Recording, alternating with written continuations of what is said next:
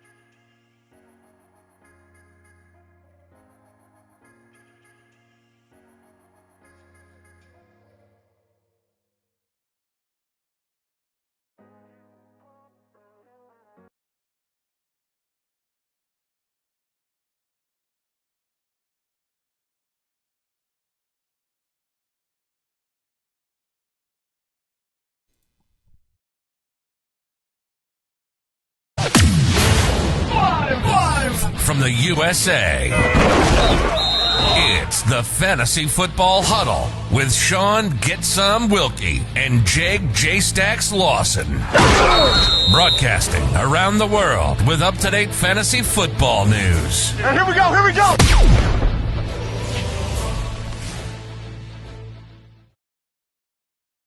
All right, guys, what's happening? How you guys doing? Along with Get Some Wilkie, and you are tuned in to the Fantasy Football Huddle. So thank you for joining us. This is episode number 2. Man, what a crazy week it's been in the NFL. Yeah, the fantasy stats are getting put up back in week number 4, which was our first podcast. This is going to be week number 5 upcoming for the NFL season. And hopefully we'll get some knowledge out here to you guys and get those lineups set, because you need to get fantasy points in order to win championships. Let's do this. So let's just get out all the stuff here early on. We're going to do a free T-shirt giveaway this today for this show. So anybody that likes, comments, and make sure that you're following our page and share it today. We'll take everybody that's on there and we'll put them together, and then we'll spin a little wheel. And then we'll get somebody win a T-shirt. So this will be the first one that we give out today. So check that out. It's our own little Fantasy Football Huddle T-shirt. So somebody will win that just for liking and sharing the stream, basically. That's really cool, Jake. I like how you got that together. So make sure you guys are tuned in and hit all those things so that you have an opportunity to get that. So let's talk about week 4. Before we go into everything else, it's been really crazy week. There was probably some upsets, and there's a lot of different crazy things going on right now just because of scheduling, with certain teams. Right. One of the most surprising things probably for me, week 4 is that the Houston Texans right now are sitting at 0-4, which is just a shock, right? I mean, yeah, it's something that you obviously didn't expect with the talent they have on offense with Watson and Will Fuller, Randall Cobb coming in, David Johnson. I mean, something you definitely didn't expect, but we can see maybe it was a coaching issue, because I just recently saw that they fired their head coach, Bill O'Brien. So it's something that you want to look forward to in these next couple of weeks to see how the players react to that, because they got the new intern coach coming in. I forget his name exactly. I think it's Romeo Crennel. So he's going to be following that team or leading that team in the next few weeks to see if we get them changed around, because I know they got the talent to make a fight and come back. And if you look at that division, you're fighting against the Indianapolis Colts, so that's who you're chasing. They're 3-1. They're not that far ahead, but you gotta be careful because Indianapolis does have a good defense. So Houston's gonna have to find a way and pray for maybe a wild card spot this year. But let's see what happens. Yeah, and who else is? I mean, mainly the Texans is got to be. For me, I feel like they're not a bad team, but mostly it's because of scheduling. Sure, You they had know. a very tough schedule so far. Who they play? Just KC, played Pittsburgh, and the Baltimore Ravens, like right out of the gate. right, So I mean, that's just a super hard schedule. But and they played the Vikings this week, which seems like they woke up on offense compared to the first 3 weeks. Dalvin Cook had 2 touchdowns. Cousins threw for, I think, close to 300 yards. So it's something that you got to be careful. You know, it's tough to have a schedule like that. I'm looking at their next couple of games, though. They got the Jaguars, the Titans, the Packers, and then the Jaguars. So, I mean, the Jags kind of help them out, right? That's Sure. who they play this week. So I really think the Texans get back on track this week. I mean, obviously, D. Watson is just a phenomenal young talent. You know, I put him in a category that's pretty much by himself. You know, up there with Russ and Lamar and Mahomes. So, you know, like, he's not a bad guy to have on your fantasy team. He's still putting up points even though they're not winning. sure. I think that going in and playing Jacksonville this week, after finding their coach, I'm not sure that how I feel really about Romeo Crennel. Obviously, he was the head coach of the Cleveland Browns for a while. You know, he's been with the Cardinals. He's bounced around a couple times. You know, that's obviously not the guy, I think, for them, you know, even though he's the intern coach right now. Hopefully he can get them over the hump to win, but I think this week is the week that they do it. I think Sure. Watson has an absolutely phenomenal week against Jacksonville's, you know, terrible defense so far. But there's a couple other teams that are 0-4 that I don't, you know, like, I feel like they might not win a game, like the Jets. 0-4, absolutely terrible. Sure. You New York know- Giants are 0-4. It's not looking promising for either one of those teams. But let's go to a game that was actually very, very high scoring. And forget about these teams that are in the low barrel. What do you think about the Cleveland Browns beating the Cowboys this week? Man, so something crazy about the Browns is that this is actually they've scored 30 points in 3 straight games for the first time since 1968, which is Interesting absolutely stat. Yeah, absolutely crazy. You know, and I mean, what's even crazier is that nobody ever expected that they were going to have this type of game, Sure. you know, against the team that they beat, right? I mean, let's talk. How insane is that? Finally, OBJ is off the snide a little bit. He has a big game, and him and Landry kind of get involved, which was kind of super cool because everybody said that the Cleveland Browns are going to be great on paper. Like, right? That's what everybody said last year. They're like, oh, Browns are going to win the AFC, you know, blah, blah, blah, blah, blah. And then what? It didn't happen, right? And then so everybody's saying the same thing this year. Sure. They look great on paper. They haven't played particularly well. One of your guys last week was to start Baker Mayfield. Man, if you did that, you were in for it because, I mean, he put up a lot of points. Yeah, he ended up not getting a lot of passing yards, but he got 2 touchdowns, which wasn't something that was happening in the previous games. I figured since they were playing Dallas's defense, you know, they're giving up second or third most passing yards in league compared with Seattle and Dallas at the top. And obviously I knew they couldn't stop the run, which they showed that even with losing Nick Chubb Yeah. in the first half. So they bring in this new guy who's third on their bench, running back, I think his name's I forget how you say his name. Deontay Johnson? Let me look it up real fast. Just make Well, plus Kareem Hunt was an absolute monster. Ernest Johnson. So he puts up almost 100 yards rushing after Kareem Hunt goes out. I'm sorry, Nick Chubb goes out. And like you said, Kareem Hunt also had 71 yards and then 2 touchdowns.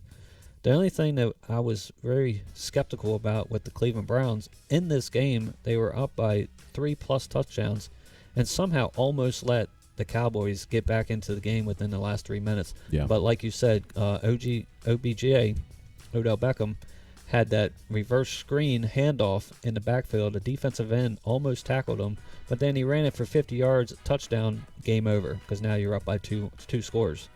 And the reassurance of the Cleveland Browns is something I'm actually pretty excited for, because if you look at that division, now you have the Baltimore Ravens at 3-1, the Chicago Browns at 3-1, and you can't forget about the Pittsburgh Steelers haven't lost a game this year. They're 3-0, coming off of a bye week because of the COVID issue last week with Tennessee. We don't know who's going to win that division now, even though the Ravens were a big out the gate last year from what they did. Can they hold on and win the division? We don't know if that's going to happen this year. It is a super tough division. You know, we're talking about OBJ. Let's go to some highlights. Be true to your responsibility, and they get Odell Beckham Jr. beyond the secondary. We saw it last week against Seattle. We see it on the opening drive here. There he goes. He's on top of everybody in the secondary. Yeah, what were you saying about? Absolutely phenomenal how they were able to get him involved in the game, and I actually had OBJ on the bench and still won. Right. You know, so I got lucky, but it was the first week that he actually put up a lot of points. So if you had OBJ in, you know, congrats, because he did really good. Let's shift a little bit and talk about who they played, the Dallas Cowboys. I mean, you know, I'm not a huge Dallas fan personally, but this is a big surprise for me. I mean, they are. I don't understand how they can put up so many points and not win. It's just they're almost averaging, I think, 35 points a game, and they've only won one game all year out of 4. So obviously part of that is Dak Prescott. I know you love him in fantasy this year before we even did our drafts. Oh yeah, and it's something that obviously us two didn't eventually getting him on our teams, but seeing him on other teams and putting up, say, 45, 47 fantasy points a week is something that you can't look past, because having that on your roster can make up for bad starting positions at the other spots and just carry you into the playoffs. You know, so that's something you want to pay attention to, especially when they're playing a bad defense.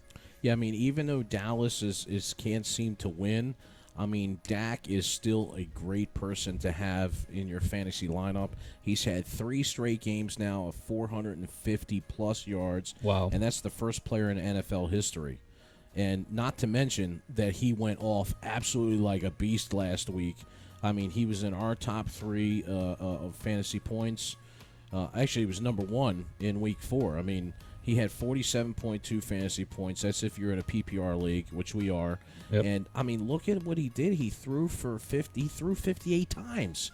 Yeah, it's amazing. What I mean? It's crazy. And 502 yards. Like, I know that there's a whole list of players that have thrown for 500 yards, but just to be able to see somebody consistently now, over 450, having 500 yards, plus he threw for 4 touchdowns, was just absolutely insane. Sure. And let's just take a couple looks at the highlights from Dak from this past week. Prescott going to run it in and get it. This one's not over yet. I remember that score. I was actually watching the game. I was like, here they come. Throw it They're coming again. back. Prescott is caught. How in the world did he get in there for the touchdown? Talk about threading the needle. It's Amari Cooper. Touchdown, Dallas. Not just threading the needle, but the concentration by Amari Cooper. Watch Andrew Sendejo right there flash right as the ball arrives. Great job by Amari Cooper. I cannot believe he got that in there. I mean, there was such a tight window. I don't even know if we can call that a window. You're right. Higgins is inactive today, so they are short wide receivers. Prescott, pressure coming, gets a block, though, stands in. Wide open, C.D. Lamb. There's the rookie. Touchdown, Dallas. It's amazing how many weapons they have on this team. Is talked about with Sendejo, right. Andrew Sendejo on the back end. CeeDee Lamb coming out of the slot. He's just going vertical. He's open right away. You can see he's drifting to the outside. He thinks he has help from the opposite safety coming across, but that was his man down the Amari seam. Cooper and obviously CeeDee Lamb, they're both great route runners at wide receivers. Yeah, I mean, just absolutely. So, I mean, it just goes to show you, like, even though Dallas as a team is really struggling right now to win, but they have weapons on there that are perfect for fantasy football, Dak being one of them. Sure. And, of course, now you see young CeeDee Lamb, and Amari Cooper had a great week as well. So, you know, these are Amari Cooper and Dak Prescott's are must-starts in every single league if you have them, even though they're not winning. They're going to put up points, so make sure that you have them in without question. And CeeDee Lamb is a guy that I like that's really coming along, that I feel like, he's in the slot, and he's a guy that you can put in, and he's going to get you points. So really be on the lookout for CeeDee Lamb. They actually have a new tight end, too, because before the season in all of our fantasy stats, we were really high on Blake Jarwin as the tight end for the Dallas Cowboys. Unfortunately, he got hurt in week 1, and now they have this guy called Dalton Schultz. And be on the lookout for him. If you need help in your tight end spot in your fantasy team, he could possibly be out there on the waiver wire this week. I think this was the last week that he would be there, but I remember picking him up in one of my leagues last week, and he put up 17 fantasy points this week. He had I think it was a 35 to 40-yard touchdown catch. Yeah. And you got to remember, it's what you're looking for is teams that could be down and need to throw the ball to come back, and the Dallas Cowboys are that team. They got 3 or 4 weapons that you can get fantasy points from. So go out there and see if he's on your waiver wire. So number 2 in the quarterback department, and, we've had some discussion about this guy, previously, is Tom Brady. And I have to say that I think that my mentality on Brady is changing a little bit now that he's with Tampa Bay. I've always kind of say that he was a product of the system and the environment in New England, and a lot of that had to do with Belichick. But look at the guy. I mean, he comes into Tampa Bay, and he just puts on an absolute show this past week. And I feel like at 43 years old, I mean, the guy is just absolutely phenomenal. I mean, he's most all-time regular season wins right now with 222. Which is just phenomenal. I mean, the guy's been playing a while, so obviously that number is... Yeah, his longevity is at the top in the game right now. And I was actually surprised that he put up that many points against the Chargers last week, because if you remember, the Chargers held Patrick Mahomes and the Chiefs to right in between mid-20s points. I think it was 27 points they played against the Chiefs. But you can see when you have Tom Brady, no matter what the situation and game script calls for, if he needs to pass the ball, he's going to find players to give it to. Because if you remember, Chris Godwin was out last week, and Mike Evans was actually hampered, I think, with either a hamstring. He was playing, but you can tell. But Brady knew that. So he said, look, the guy's big, he's tall. I'm just going to throw it up to him one-on-one down the sideline, and Mike Evans is going to make a play for him. And then he also found a favorite new target, which I believe is the new Julian Edelman for Tom Brady, and his name is Scotty Miller. Scotty Miller, yeah. And if you watch the game, he's having little screen passes out to Scotty Miller, and then he gets some yak yards, which is yards after the catch, which is another great thing to look for in fantasy. Find a guy that can catch the ball and not just get tackled right there, but maybe possibly get you 15, 20 more yards. And that's a guy you're going to see in Scotty Miller on Tampa Bay. Yeah, let's take a look at some highlights from Brady over this past weekend. Brady fires underneath. Vaughn. He gets there. Touchdown, Tampa Bay. Yeah, that's the rookie Shaun Vaughn. Tom Brady. He could possibly. How about the finish by Keyshawn Vaughn drops his shoulder and runs through Michael Davis into the pylon. Davis not in a very good position there to make a play. No strength because he's too high, doesn't have the leverage. But Vaughn does, drops the shoulder, gets low, and pushes him into the end zone and over the pylon. The Gronk is 6'6". 2nd and 20. Another deep shot for Brady. Evans adjusts. Takes a hard shot inside the 10%. But it still will go out and get it done. But his head and his eyesight are 100%. Evan Washburn, you're right. His gait is not what it normally is, but he located the football, and Casey Hayward did not. See, Hayward's got his back to it. He doesn't even know where the ball is. Evans got a little bit of... For 46 yards downfield. Fake it. Oh, you can't do it any better. Look at him. Looks just like a little Edelman. Same size. Runs an identical route that he likes to throw. Little slants across the middle. Off the play fake. Wide open. Your mention for the day. We'll move on. Is that it? Is that on? Brady, home run ball on the way, and it's hauled in. Scotty Miller over the shoulder for the Buccaneers. That this Chargers secondary is pressing up on them. So you need some speed, and they get it here with Scotty Miller. You've got to have somebody run deep to make them respect you. And you remember the ball Herbert threw in the first half that was so perfectly thrown for the touchdown to Tyron Johnson? Chargers Tom Brady defense says, will I see limit you, kid, underneath, and I'll if you answer can, with my own long expose ball. them deep down the sidelines like Tampa Bay did. Yeah. It's something that you need to look for in a quarterback. Yeah, so Tom Brady, playing very well at the age of 43. I'm starting to think that, a lot of it had to do with him and maybe not necessarily the schemes and stuff in New England. But he's playing at a very high level at 43. You saw him just slinging the ball, right? 40, 50 yards. So the guy still has power in his arm. He's still pumped up. I watch his videos on Instagram all the time. I mean, he's excited to be playing in Tampa Bay, and he can help this team win. They have the talent right now, and he's got a couple good weapons. He can. And I think Tampa is going to be a good team. While we're talking about that real fast, we do have a couple injury updates for that team coming up. Obviously, we still have Chris Godwin's going to be out this week again. And we have LaShawn McCoy, who's going to be out. And we do have a questionable mark on Mike Evans. It does sound like he's going to play. He's just early in the week. Sometimes you never know when they're in the facilities.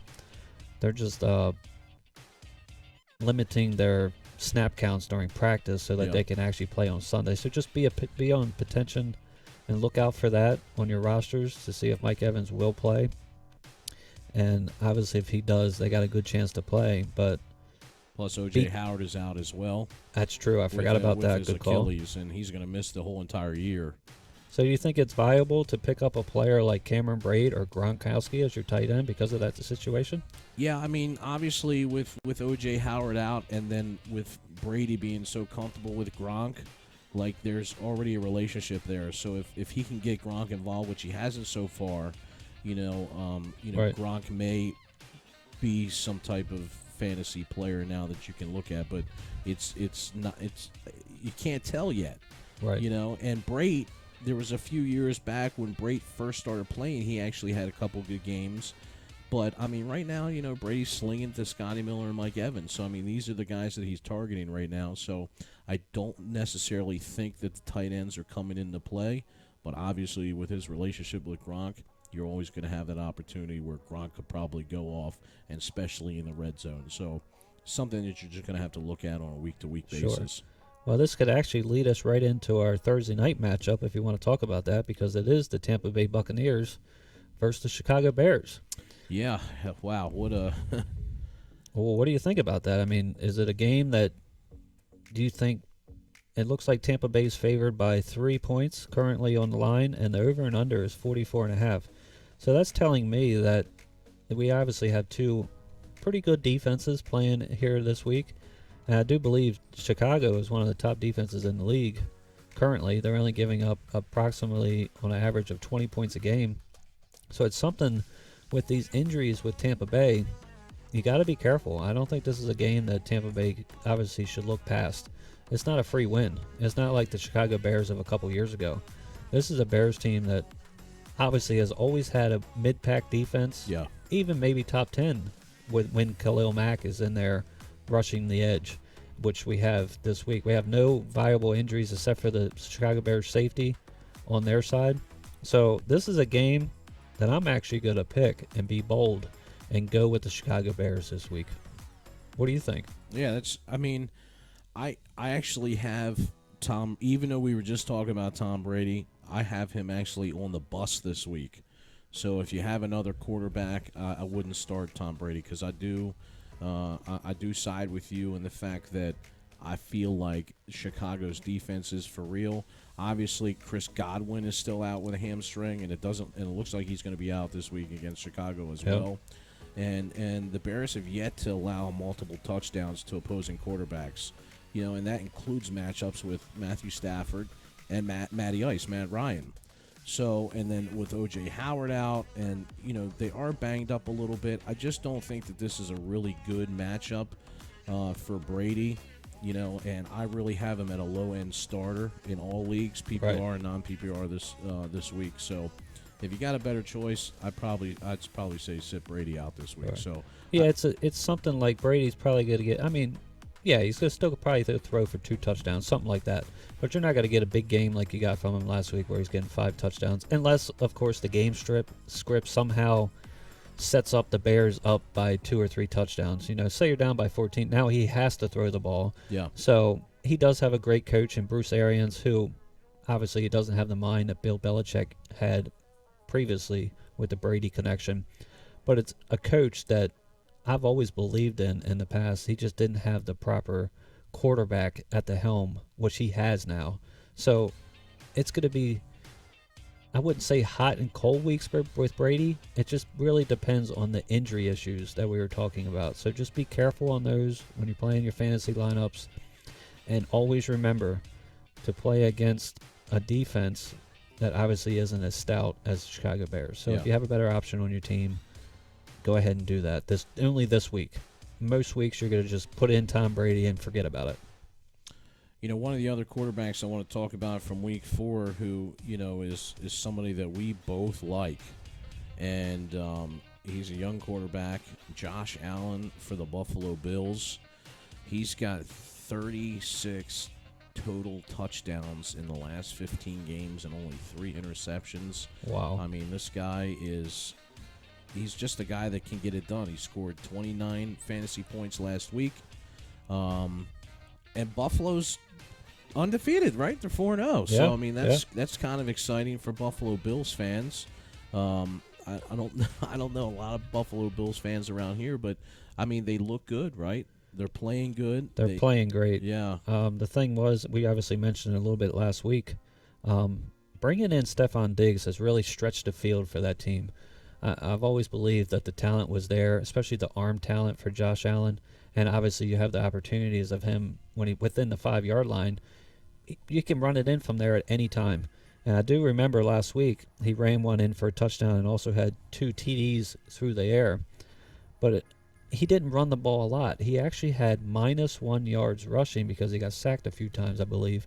But he still got a touchdown. So in fantasy, you're still getting those 6 points for that touchdown, plus all the yards he's putting up with Stephon Diggs, Cole Beasley, John Ross just came back last week. So it's a team that in the AFC, as we were talking earlier about the Ravens, Pittsburgh, and Cleveland, this is another team, along with the Chiefs. I truly believe those 5 teams are your AFC playoff contenders that actually can get to the AFC Championship game. Don't look past them. I'm going to say that a lot about a lot of teams, but it's something you have to remember and just put into the back of your mind, like, are these guys for real? Of course they are. I mean, you can see it right there with those stats. 36 touchdowns, 3 interceptions. That means he is paying attention to his offense, not making mistakes. And that's what helps you win games. Yeah, another guy that went off in the AFC last week was Joe Main Man Mixon. I mean, let's talk about his performance. He was number 1 in PPR format for most points. He had 43.10 points, and he just annihilated the field. He had 151 yards rushing, 2 rushing touchdowns. He had a receiving touchdown, and then he caught 6 passes for 30-some yards. I mean, absolute monster week. I don't think that this is something that we're going to see every week from him, especially now because they're going to be playing Baltimore this week. Right. And obviously we know that type of defense that they have. So tough matchup for Mixon, but man, what a performance by him. Yeah, I was glad to see it because obviously he went first round in most fantasy drafts. Towards the end, he was like pick number 11 or 12 through most fantasy drafts. And he's been undervalued or underperforming throughout this year for the first 3 weeks. It was good to see them use him as a weapon. I remember me and you personally went to a preseason game 2 years ago when he was a rookie. Yeah. And it's something. And if you see the flashes that he can get when he gets out on the edge and gets those opportunities, I believe with Joe Burrow as a rookie this year, he's gradually, obviously he's not going to have great giant weeks like this. 43-point fantasy points is something that's not going to happen very often. Right. But I can easily see in the next 3 to 4 weeks coming up, a steady like 15 to 20. And then obviously if he gets a breakout and gets another 2 touchdowns, that jumps you right up to 30 fantasy points. And having that as your number one running back is a great option. So, I mean, be on the lookout for him staying steady, I think. Yeah, speaking of Joe Burrows, I don't know if you follow Joe on Twitter, but he had a funny comment this past weekend after they got through the game. He said, winning is fun. And, Joe, we agree with you, man, and I'm glad that they got the win, but they got a tough one now playing Baltimore. Sure. And Baltimore's defense is certainly going to put some pressure on Joe Burrow. But well, the feeling for me behind the Bengals is, I don't know if everybody remembers, 2 weeks ago, this was their first win of the season. Yeah. But they did have a tie with the Philadelphia Eagles. And it was a game that was just really low scoring, ended up being 23-23 final. But if you look at the Eagles, even though they're struggling too, they only have one win, but they just went out and beat the San Francisco 49ers. So what I'm trying to get to here is the league in general has so many stars on multiple teams, and if they can get together and play as a package, like with Mixon and Burrow, they're starting to get used to each other. They got the rookie T. Higgins, who now I believe had 2 touchdowns last week and then had another 80 yards this week. Oh, yeah. They're a young team, and you got to watch out for teams like that because, like he said, winning is fun. So they're out there. That means they're preparing every week to get that W. So what do you do if you're the Ravens and Steelers? I mean, you got to pay attention to the Bengals now. Yeah, I mean, you do. They do have some weapons. You know, it's unfortunate that A.J. Green really hasn't been able to do much there in Cincinnati. You know, we always used to talk about, you know, in the previous years that he's just a phenomenal athlete. But, you know, I think a lot of it has to do with the quarterbacks. You know, they come in, Joe Burrows gets comfortable with certain people, and then that's who they use and they target. And, you know, when you have double coverage or something like that on A.J. Green, we know he's a big, tall guy, you know. Sure. And he definitely is a phenomenal athlete. But, you know, my personal opinion, if you're in a league that's 10 teams or less, you can drop A.J. Green right now. If you're in a 12-team league, I would say bench him. I just don't really see you getting what everybody thought they were going to get out of him. He went late in a lot of drafts in fantasy football. So I look. There's a lot of other better options out there, and I don't think you need A.J. Green. I like point. that. And like I was saying, if you still want to have a piece of the Bengals receiving core, go out there and get T. Higgins if he's on your waiver wire. I'm pretty sure he went last week because of the big week prior. But if he's out there, I would say trade for him. Or if you can find somebody that wants to trade and is trying to get A.J. Green because they still believe in him, go and find other players. I highly recommend looking for rookies because of their passion. I mean, they're out there, they're trying to win games and just catch the ball for their team to give them an opportunity to win. So, but I want to look at the next couple of games for Bengals just real quick, and we'll move on to the next. Obviously, we're not saying that they're going to win a division over Pittsburgh or Baltimore. Sure. But let's see if they can win the Ravens. I don't think they're going to win that, obviously. And then they play the Colts, Browns, Titans, Steelers. Woo. Tough schedule. Their schedule is very tough. So, obviously, we're going to see what Burrow and Joe Mixon are all about these next 4 weeks because playing against defenses like the Steelers, the Colts, and the Browns, we're going to see if they have the availability to continue to win games. Yeah. But remember, in fantasy, they don't have to get you the W in order for you to get fantasy points. So having these players on the Cincinnati Bengals, I believe, is a good thing. Every player minus A.J. Green. So you got the 2 receivers, Tyler Boyd, T. Higgins, Joe Burrow, and then you have Joe Mixon coming out of the backfield. Yeah. These guys are going to be solid for fantasy points. I agree. And one of the guys that I said to start last week and had a great week is Mike Davis, who was coming in for Christian McCaffrey, who's injured. Mike Davis put up 22 points. If you went out and got him on the waiver wire and put him in, you did great things. Let's take a couple looks from Mike Davis's highlights. First down and 10, Panthers on the move.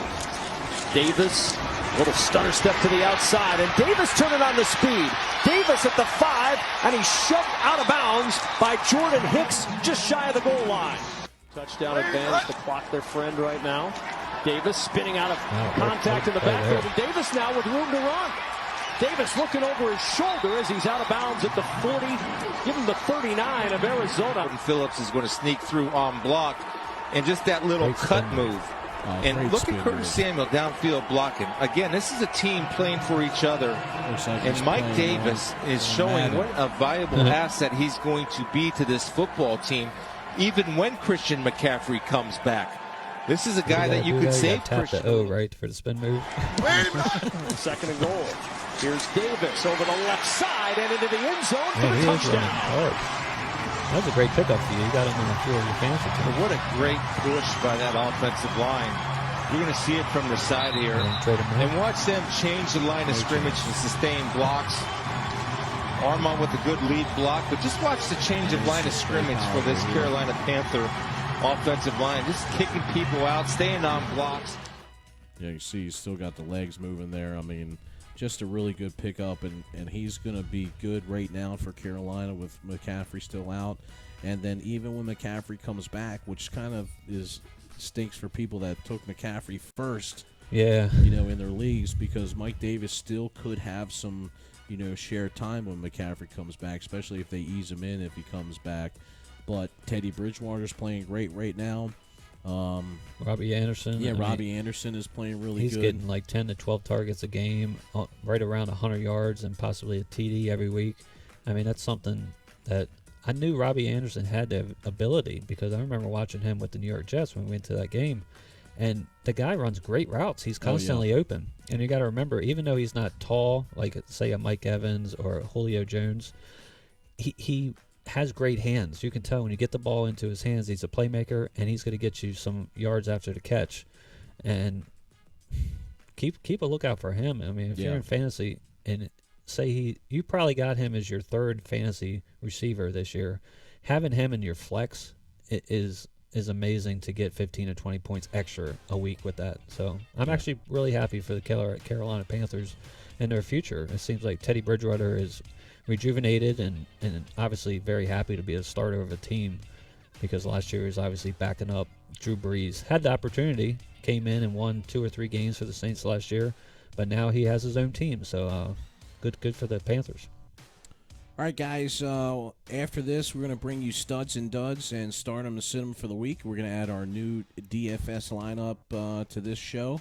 And we'll be right back after a few words from our sponsors. Thank you. In 2077, what makes someone a criminal? Getting caught. In Night City, you can become anyone, anything, if your body can pay the price. So seize the day, then set it on fire. Rated M for mature. Kobe taught us to be better. Don't cheat me. Push. Wake up every single day to get better today than you were yesterday. Whatever it takes. Better dreamer. Better waker. Better stretcher. Better walker. Better talker. Better walking the walk and talking the talk. Better blocker. Better sprinter. Better loser. Better winner. Just be better. Do the simple stuff right. Better form. Focus. Better friend. Better fighter. Better rider. Better eater. Better leader. Better generation. Better nation. Just be better. Can you do that? Let's go. Back at it. Better player. Better shooter. Better scorer. Better GOAT. Yep. Better GOAT. Better mentor. Better minor. Major. Mover. Shaker. Better skater. Better artist. Yeah. Better teacher. Better preacher. Better believer. Better first. Better future. Better hero. Again. Better hero. Better mother. Yeah. Better father. Better father. Better father. Better father. Better father. Better me. Better you. Better us. Mamba out. Better. Forever.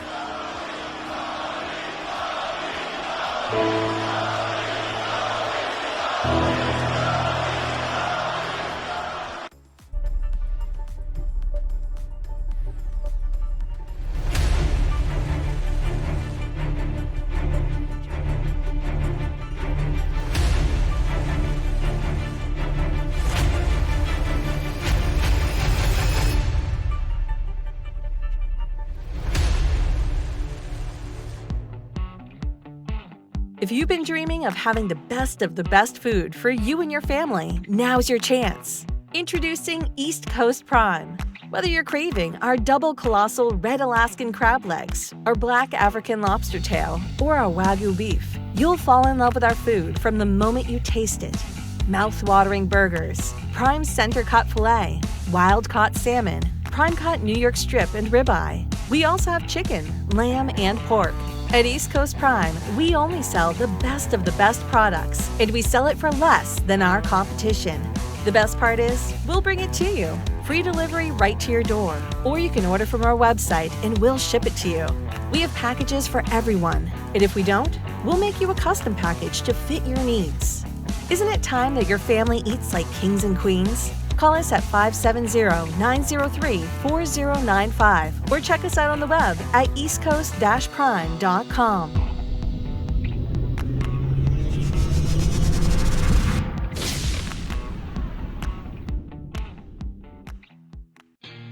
If you're in the Richmond area and you need Q repair, head on over to Raymond's Pro Shop. 804-301-3666 inside Diamond Billiards in Richmond.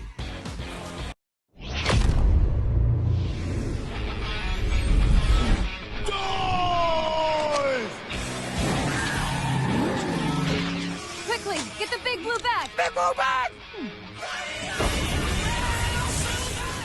Whoa! Is this the future? This is the present, future Bill. Here's your order, Bills. Excellent!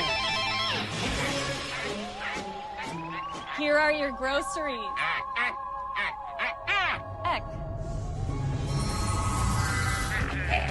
That's all coffee, right? Coffee! Coffee! Coffee! Whoa.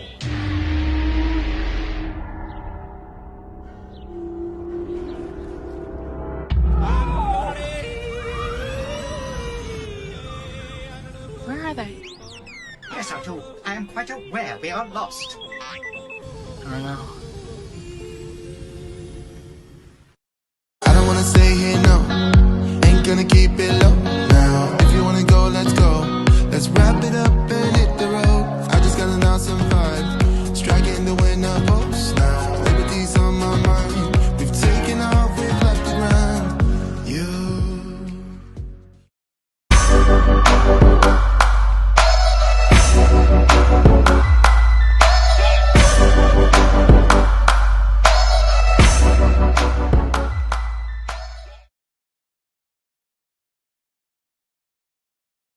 All right, guys, we're back, and we're going to be bringing you our studs and duds for Week 5, and then we'll be bringing you start 'em, sit 'em.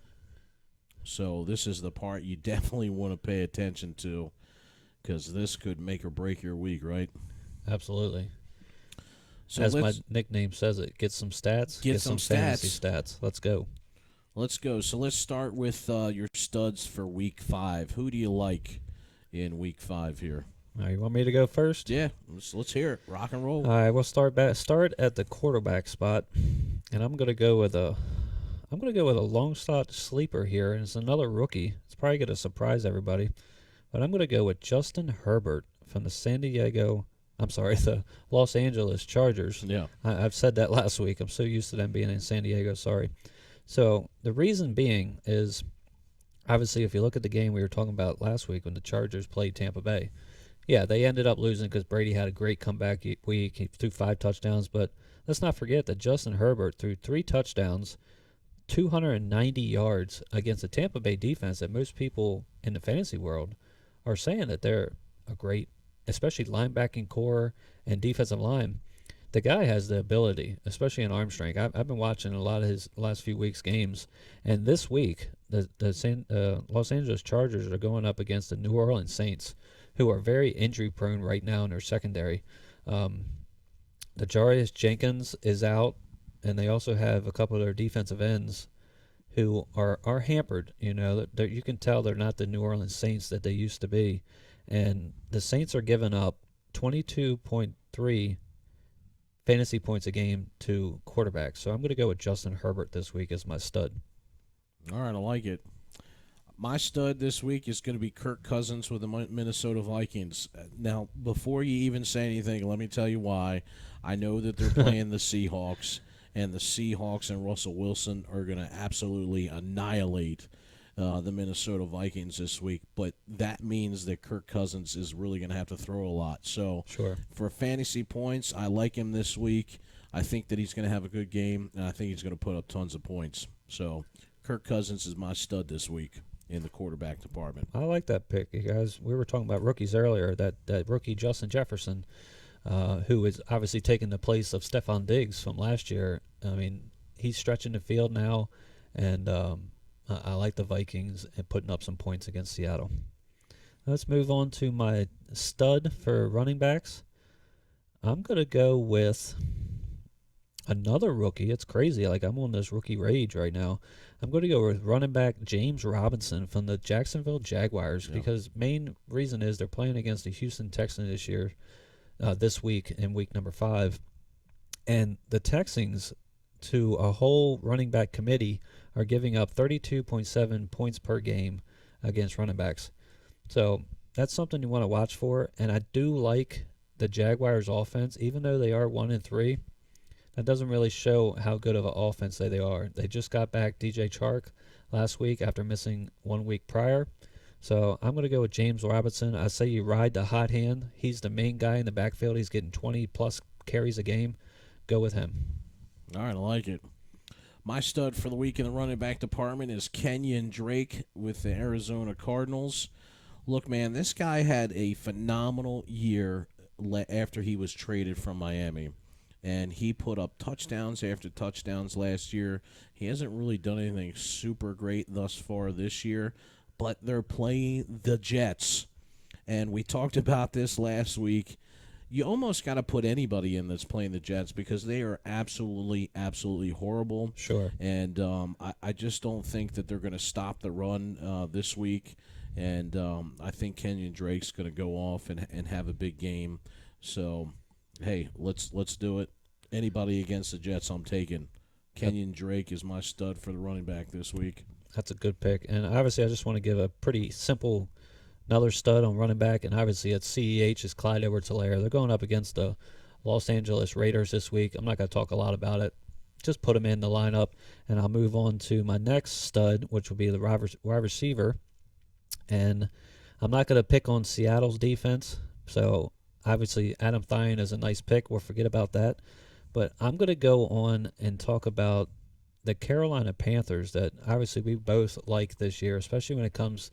This is a Fantasy Football Huddle podcast. This isn't about a team that can win a division, vice versa. This is about getting fantasy points. So the reason that I'm putting Robbie Anderson out there, and they're playing against the Atlanta Falcons. The Atlanta Falcons are giving up 40, not 40 plus, but on an average, almost 37 points a game. And yes, obviously they're playing against some stout quarterbacks and Dak Prescott and players in the last week. But Robbie Anderson is averaging 10 to 12 targets a game. Put him in your lineup. He is going to be an absolute stud against the Atlanta Falcons. Yeah, I mean, Atlanta Falcons have the worst pass defense in the NFL right now. We've seen them get torched time and time again. They're another team that's 0-4 right now, which is probably a shocker for a lot of people. I don't think that it's going to get any better for them, and I really like Robbie Anderson, and I like your pick there. Appreciate it. Yeah, my stud this week is I want to answer Daryl Miner's question real quick. We haven't really gotten to the defenses, but I see you drop your comment in there, and so I want to answer. He says, do you think Washington shuts down Derek Goff this week? And honestly, I don't think so. I just we talked a little bit last week about Washington's defense. They had that one really good game week 1 against Philadelphia, but it's still out really. Right. With Washington and Ron Rivera, like they've got a lot of issues going on. They're already talking about benching Dwayne Haskins, which they have now, and they're bringing in Kyle Allen, who played in Carolina with Ron Rivera, and he was the backup quarterback. And of course, they still have Alex Smith on the team, who was recovering from injury, who's now going to back up Kyle Allen. So they have some problems going on in Washington right now, and their defense is still suspect. They didn't have a great week last week, so if it were me and I had Washington on there, I'd be playing the matchups. I'd either sit Washington's defense or I would drop them and pick up another defense on the waiver wire. And for me, and we've talked about this, Shaun, lots of times, I always like to play my defenses for the matchup. So Absolutely. if you have a defense that's out there on the waiver wire and the matchup looks good, then that's what I would do. I would switch them out. Sure. So Thanks for the question, Daryl. I want to just give my little quick point on that. I would obviously set them also because, Washington, they're playing good against the run defense, but against the pass defense, they're not doing great. So, and going against a player like Jared Goff is not something that you want to do. I mean, he's got a tight end in Tyler Higbee. He's got Cooper Kupp. He's got Robert Woods. He's got tons of weapons to stretch the field. So I would say watch out for the Redskins defense. That I don't think, obviously, they're going to win the game or be able to hold the Rams under, let's say, 24. I think they're at least going to get 24-17, possibly in the 30s. So it's a defense that you don't want to start this week. And I would say, I can remember back in my mind, a couple defenses I think that are still available out on the wire right now, surprisingly, are the Philadelphia Eagles. A lot of people don't even look at them because their record's not great. They're a surprising defense this week. I do believe they're going to go up against, who are they playing this week? I'm sorry, I didn't have that up at the time. But last week they put up about 15 to 20 fantasy points against the 49ers, which you would not expect. But Philadelphia, I can't even find them. Oh, they're playing the Steelers. So that's going to be a defensive battle game. That's what I was trying to find. I couldn't remember who they were playing. Both teams are going to be going, they're going to have some 3 and outs. They're not going to be long drives in this game because both teams have great front sevens and secondaries that can hold. So if the Philadelphia Eagles are available, I would pick them up. Back to our studs this week in the wide receiver department. I'm going to stick with, since we were talking about Washington with Daryl, I'm going to stick with Washington's Terry McLaurin. Look, this guy is like probably the only bright point really for Washington football team right now. He's had 11 PPR points in each one of his outings, at least so far. And even though they're going to be playing against you got to be careful. They're playing against Jalen Ramsey, so that's the only thing. But he does change positions. He goes in the slot a lot, so that would be fine. Yeah, I mean, I know Jalen Ramsey's going to be. He's probably going to be covering, McLaurin mostly, but I don't think that should really deter you from starting him here because this is really their bright spot, and he keeps putting up points. And I think actually with Dwayne Haskins going out and Kyle Allen coming in as the quarterback, I think that'll actually help McLaurin a little bit. We didn't really see a lot from Kyle Allen, but he did play when Cam Newton was injured. So, the guy did win a couple games, And, not to mention that Scary Terry is the number 1 receiver on the Washington football team. So, I don't mind this pick here. I think that he's going to have an okay pick. And besides Ramsey on the defense, we know Rams' defense is a little iffy. Right. So that's who I'm going with. I do like that pick. I'm looking now at I found a nice page that it gives you target shares for receivers. So let's go into week 4. Terry McLaurin had 14 targets. Yeah. So that's something that he's going to get from this new quarterback coming in, who's going to be more passionate, I believe, because he has a new job, Kyle Allen, and he's going to look for his favorite target who's reliable. So Terry McLaurin, actually, that's a probably great pick because say the Rams go up by a couple touchdowns, guess what they got to do? The Redskins are going to have to throw the ball. So Terry McLaurin's going to get those targets. Plus, he's had at least 10 targets every game this year, so it's a guy that you can't go wrong. Yeah, it does say he's averaging 10.6. Good call, Jake. Yeah. I like that. So who do you like in the tight end this week, Shaun? Let me see. I had a couple options for stud tight ends this week. I do believe because of defenses that they're playing, we have some great options. I'm actually going to go with one of my favorite players. I've been talking to you and a couple players about him lately. I actually have a predicament on one of my fantasy teams. I have tight end Jonnu Smith as my stud of the week playing against Buffalo. because obviously. I feel like you're just saying this so that we make this trade. Well, now. I mean, if you want to do this trade, that's up to you, but we'll talk about that later. But I'm going to give you the reasons of why this guy is going to be a stud this week. Talk me into it. Let's go. All right, so long story short, they're playing against Buffalo, who are averaging 19.2 fantasy points a game to the tight end position. Now, given the fact that we had the unfortunate COVID issues with the Titans, they're going to not have wide receiver Corey Davis and wide receiver Adam Humphries. So, minus those guys, who are you going to throw it to? Now, we have heard that A.J. Brown might be coming back this week, their rookie receiver from last year, who is an absolute stud. But Jonnu Smith is I don't have the exact stats because I got all these tabs up and running, but he has had 3 touchdowns this year in only 3 games, because obviously last week they didn't play because of the COVID. But I'm not going to say any more about this. Just get Jonnu Smith in your lineups and as your starting tight end this week.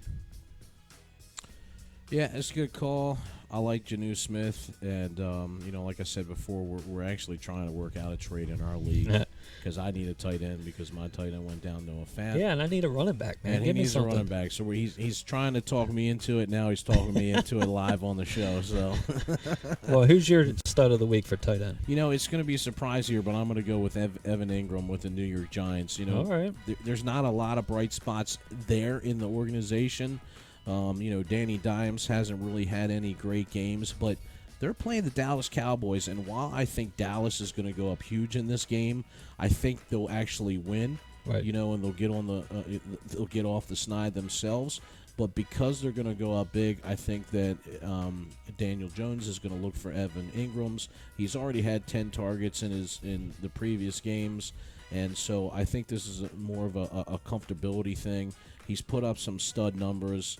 Especially in last week against the Rams, 6 catches for 35 yards in that outing, but hopefully his volume will continue to increase this week. So I like Evan Ingram here to be a stud in my tight end going into week 5. That's a good choice, especially if he gets you a tight end. That's 6+ points. So that's something you're hoping for from Ingram. How about your defenses? Who do you like on your defenses this week? Who's your stud D? I didn't really look into that much because I know, unfortunately, did the same thing last week. Yeah, I did the same thing last week. I focused mainly on my roster spots. So you go ahead and talk about your first defense, and I'll just look at that real fast. I'll grab mine next. So we'll let you do your defense. All right, mine's pretty simple, guys, and this is going to be like this until I see anything different. My stud defense this week is the Arizona Cardinals. They're playing the New York Jets. The Jets are absolutely terrible. Darnold's out. Joe Flacco, Joe Cool is in. We haven't seen Joe really do anything since he was in Baltimore. Then he was traded to the Denver Broncos, wasn't there for very long, and now he's a backup with the Jets. I mean, he's actually coming off an injury too, neck injury, Joe Flacco. So I just don't. I never really liked Joe when he was in Baltimore. So, and I really don't think that he's going to do very well this year either. So, I feel like everybody that's playing the Jets, that's what we're going to do. My defense, my stud defense of the week is the Arizona Cardinals. If they're out there on the waiver wire, which they probably should be, this is a team that I would go get. Daryl, you had mentioned about Washington. If you can find the Cardinals, go out there on the waiver wire and get them today. Good pick. I like that, especially playing against the Jets. All right, I'm going to go back to a game that I previously just talked about with the Philadelphia Eagles and the Steelers. Obviously, like I said, if the Philadelphia Eagles are on your waiver wire and you can get another defense better than the ones you have, get rid of the one that's on your bench and pick up the Eagles. But I'm going to go to the other side of this game, and my start of the week is the Pittsburgh Steelers against the Philadelphia Eagles. Like I said, this could be a very low-scoring game in my prediction. The Steelers obviously have a great front seven with J.J. Watt's younger brother, T.J. Watt, yeah. And then they have Minka Fitzpatrick, who they got from Miami Dolphins at safety. It's just a defense. It's staggering. I mean, they're going to limit you to a lot of yards. And if you look at the other side of the ball with the Eagles, they're injury prone right now. They don't have any starting wide receivers minus the new guy Greg Ward, who just came in. Alshon Jeffrey's questionable. He might be coming back this week, but it seems like the weapons just aren't there. And Miles Sanders is not going to have a great game, which I'm sad to say that because I have him in one of my fantasy rosters, and I'm forced to play him because he's my second running back. But I don't believe that a lot of fantasy points are going to be coming from this game. So I would say the Pittsburgh Steelers. All right, who you got for your duds for this week, Shaun? All right, let's go start in the same situation. We'll go with the quarterbacks. And my quarterback dud, this is simple. This is any team that's going up against the Kansas City Chiefs this week, and it's the Raiders. So my quarterback dud is Derek Carr. And obviously we saw 2 weeks ago with Kansas City playing against the Ravens what they did to Lamar Jackson. They limited him to under 100 passing yards.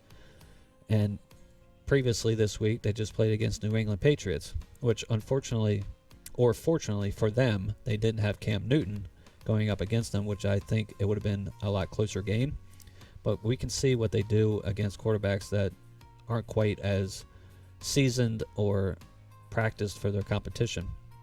I would say bench Derek Carr because the Kansas City Chiefs are only averaging 15.5 points per game per quarterback. Yeah, that's tough. This week, I hate to say it, the Fitzmagic is dying for me in Miami. My dud in the quarterback is going to be Ryan Fitzpatrick. I think the Niners defense is really going to clamp down on him, and this actually may be the week that we see Tua Tagovailoa come in and play for Miami. I think they need a change there. He's been good, hot and cold. We know Fitzpatrick's super smart guy, but he's my bust and my dud for the week in the quarterback area. That's a good pick. I mean, anytime you're going against a San Francisco defense like that, especially at home at San Francisco, it's something you don't want to have in your fantasy team. All right, so we're moving on to our duds for running backs. Let me go to a different spot here. I'm going to go with Melvin Gordon. Mainly because he's playing against New England's defense. Yeah, we talked about this actually earlier off air, and I really like that pick. Right. And the reason being is obviously going up against New England, what is Bill Belichick going to do? He's going to limit your options at what you do best. And if we look at the points from last week, I do believe Melvin Gordon was top. He was number 3 back in the league last week going up against, do you remember who they played? Oh, they played Thursday night against... They played Tampa Bay. Tampa Bay? No, he's on Denver. So they played... yeah, sorry. I'm sorry, guys. Got this tab coming up here. Last Thursday night was...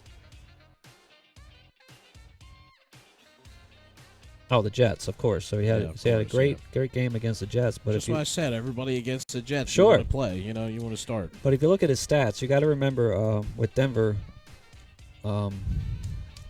what's his name? The other running back they got who got hurt a few weeks ago. Phil Lindsay's going to be coming back. So. Right. So there's possibility that he's coming back. But even if he doesn't, going up against New England's defense, which what they're going to do is take away what you do best. And if you look at last week, the reason Denver carried that game and kept the lead, it was because of Melvin Gordon. He had 101 rushing yards, 2 touchdowns, and only 2 catches out of the backfield, but that shows you that they didn't need to throw the ball. They were just constantly running the ball with Melvin Gordon. But I got to set him against Bill Belichick. I like it. Yeah, my dud in the running back for this week is going to be Miles Sanders, who you talked about a little bit earlier. They're going up against Steelers defense, which has got the best run defense in the NFL.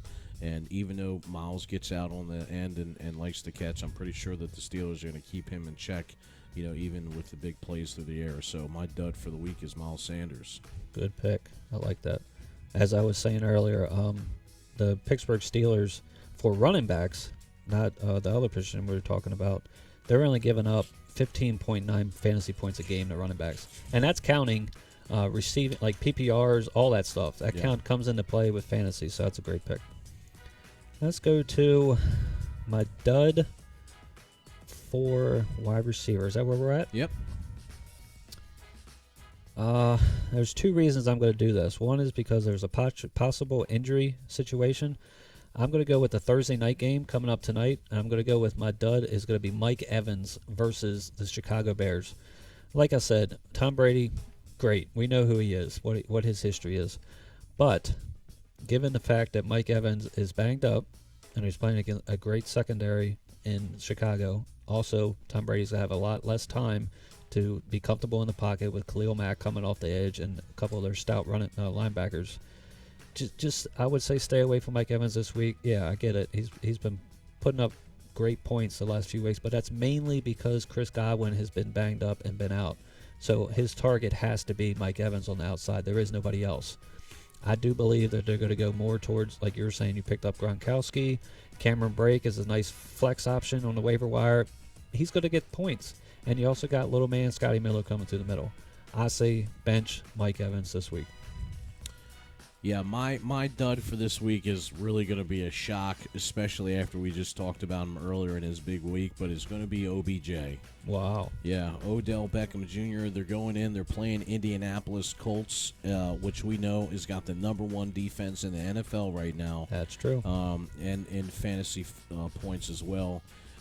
They're a terror, really, on the defense. And, it's only Allen Robinson, really, in week 4. He put up like 64 receiving yards against the Colts, but the receiving yards have been very, very slim, when it comes to anybody playing the Colts. And I think that OBJ probably is going to struggle against a good defense. So if you have a different choice this week, I always kind of say, like, sometimes these players have huge weeks and then boom, nothing. We've seen this time and time again in fantasy football, and I think that's what we're going to see this week. OBJ coming off a big week. I think he's not going to do very well this week, so he's my dud in the wide receiver. I actually like that because of the Colts defense. He's going to come back to life, really, what he's normally been in fantasy football instead of last week. Last week was a facade. All right, so last thing, we got duds for tight ends. And I'm gonna go with Mike Gesicki from the Miami Dolphins. Like you said, it seems like there's a quarterback change possibly coming there in Miami, and they're going up against the San Francisco 49ers. It's a game that I don't believe is going to be very high scoring. It's pretty simple. I mean, when you look at the stats, the San Francisco 49ers are giving up 6.6 fantasy points to tight ends. Yeah. The best in the league. So you can tell that their scheme playing on the back end has not allowed the middle of the field to beat you. If you can run to the outside and stretch the field down the sidelines with the receivers, you're going to be in a good game with the 49ers. As you can see, that's what the Eagles did last week. That's how they were able to beat them. But they can't do anything against the the 49ers across the middle of the field. So I'm going to set Mike Gesicki from the Miami Dolphins. I like it. My dud this week for tight ends can be Tyler Higbee of the Rams, and not probably for the reason that you're thinking. Washington's defense, even though we've talked about them, being a hit or miss out there, but the volume really is a concern for me with Higbee. Not only are the Rams really spreading the ball around with their running backs, sure, but he has not received over 5 receptions or targets the last 2 weeks. In the last 2 weeks. So I really don't like Higbee here, and that's who I'm sitting at tight end. All right, so what does that move us on to a next segment, or are we done with what our about duds? the defenses? You got a dud defense for here you go there? with this stuff. We're you always forget the defense. I mean, obviously. Well, you go first again on the defense, and then I'll cover. I'm going to go with the Broncos. I think they're a dud this week. I just don't like them here. I don't trust their defense in this particular week.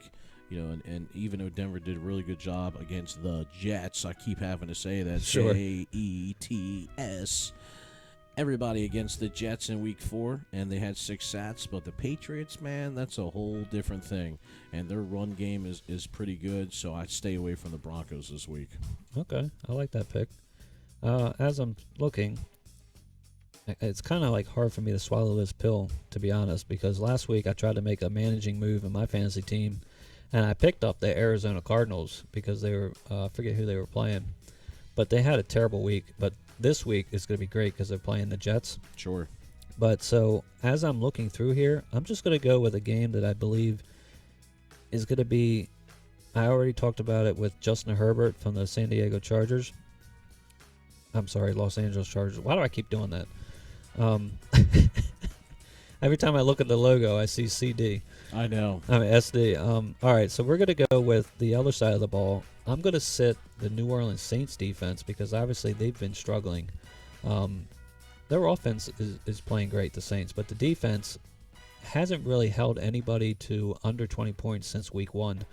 So I'm going to go with sitting the New Orleans Saints defense because they're going up against Justin Herbert and that offense, who are playing very good right now. I like it. All right, man, let's do, before we go into start 'em and sit 'em for everybody, let's... You want to do some waiver wire ads? Or yeah, I mean... We'll do that next? Well, let's do the pick 'em. Okay. Because we kind of touched base on it already a little bit. So we're going to start keeping track of the games that we pick, and we'll bring it to you, whoever wins next week. So basically, the stipulation is the game has to be 3.5 points or under. Now the teams don't have to cover, but we're just picking who wins and who loses. And so, who is it that you like this week? You like this? I really like the addition of this, by the way, Jake. I'm glad you got this into the stream. Yeah. And the podcast. It's something that, obviously we like to look at lines and this and stuff throughout the week. And I'm going to go out and be bold on the first week of this pick'em. Bold and predictions. I'm betting against the Tampa Bay Buccaneers, and I'm taking the 3-1 Chicago Bears to win tonight, Thursday night, against the Tampa Bay Bucks. And obviously, I've already talked about multiple points of the reason I like this. I just believe that the Chicago Bears defense is playing a little bit better at this moment. Obviously, Tampa Bay just gave up, 30 points to the Los Angeles Chargers. Now, yes, I don't think the Bears are possibly going to score in the 30s, but I do believe this is going to be a game. And a final prediction of maybe, let's say, 27-24. The Chicago Bears come away with this win and go up 4-1. So that's my pick. That is a pretty bold prediction. Look at that! I'm trying to point at the little. See that little helmet right there? The little Chicago the Bears. Chicago Bears, baby. Get it Man. while you can. And just so you know, that Tampa Bay is actually favored by 3.5 there, so he's going against the spread. Oh yeah, and against the favorite. So pretty bold pick. And I'm actually going to do similar. I'm going against the spread here. And my pick for this week, pick'em, is going to be the Carolina Panthers. It's just maybe because I have these guys on my team. I have Teddy Bridgewater. We're in a super flex league. I have him in there. He did really good this week. Mike Davis, I picked up off the waiver wire. He's coming in, giving me points. I think he's going to have another big week. And tell me how the heck are the Atlanta Falcons favored by 2.5? I know they're playing in Atlanta, but Atlanta's 0-4. And everybody has shredded their defense thus far, and I don't think anything is going to change going into Week 5. I think Carolina is going to shred them. I think Bridgewater is going to have a big game. Mike Davis is going to be another stud performance. Great pick. And that's who I'm going with, Carolina Panthers over the Atlanta Falcons. How about it, people? So we start this pick right of the there. week. Yeah, right there, Bears and Carolina. And we go bold, and we pick 2 dogs for the week to cover the lines and win the game. And I think it's going to happen. So the good thing is mine gets to happen tonight, and yours gets to happen on Sunday. Oh, that's true. Awesome. So does that mean I'm up 1-0 early on this edition? Well, yeah. I mean, you'll be going up. Sure. If they win, that's what will happen. Well, but yeah, we'll see if that you're right if that about actually that. comes to fruition. All right, guys. Look, we're going to take another quick break. We'll be back in 2 minutes. So hang.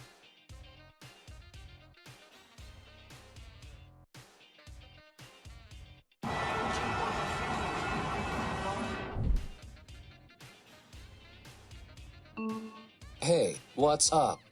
Not much. Wishing I was watching the game, having a bud. What's up with you? Like you, wishing I was watching the game, having a bud. True. True. Yo, where's D-Unit?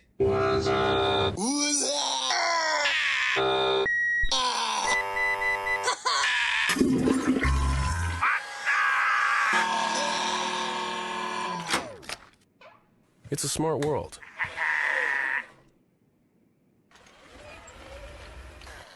Don't be stupid about how you get around tonight. Use Uber promo code WHATSUP to help get home after the game. Must be legal drinking age. That was close. True. True. Another bundle in the books. Gotta hand it to you, Jamie. Your knowledge of Victorian architecture really paid off this time. Nah, just got lucky. So did the Thompsons. That faulty wiring could have cost them a lot more than the mudroom. Thankfully, they bundled their motorcycle with their home and auto. They're protected 24/7. What do you say? One more game of backgammon? Not on your life.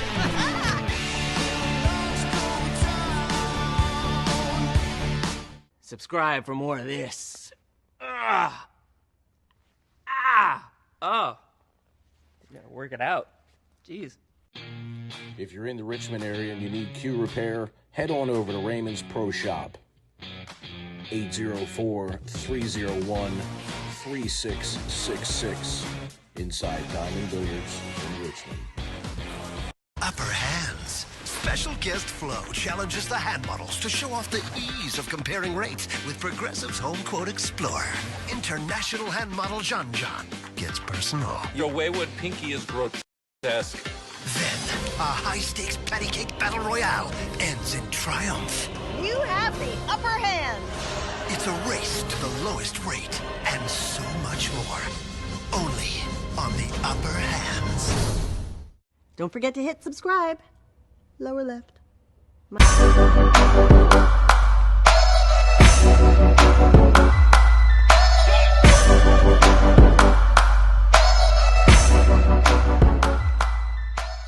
don't wanna stay here, no. Ain't gonna keep it low now. If you wanna go, let's go. Let's wrap it up and hit the road. I just got an awesome vibe. Striking the winner post now. Liberty's on my mind. We've taken off, we've left the ground.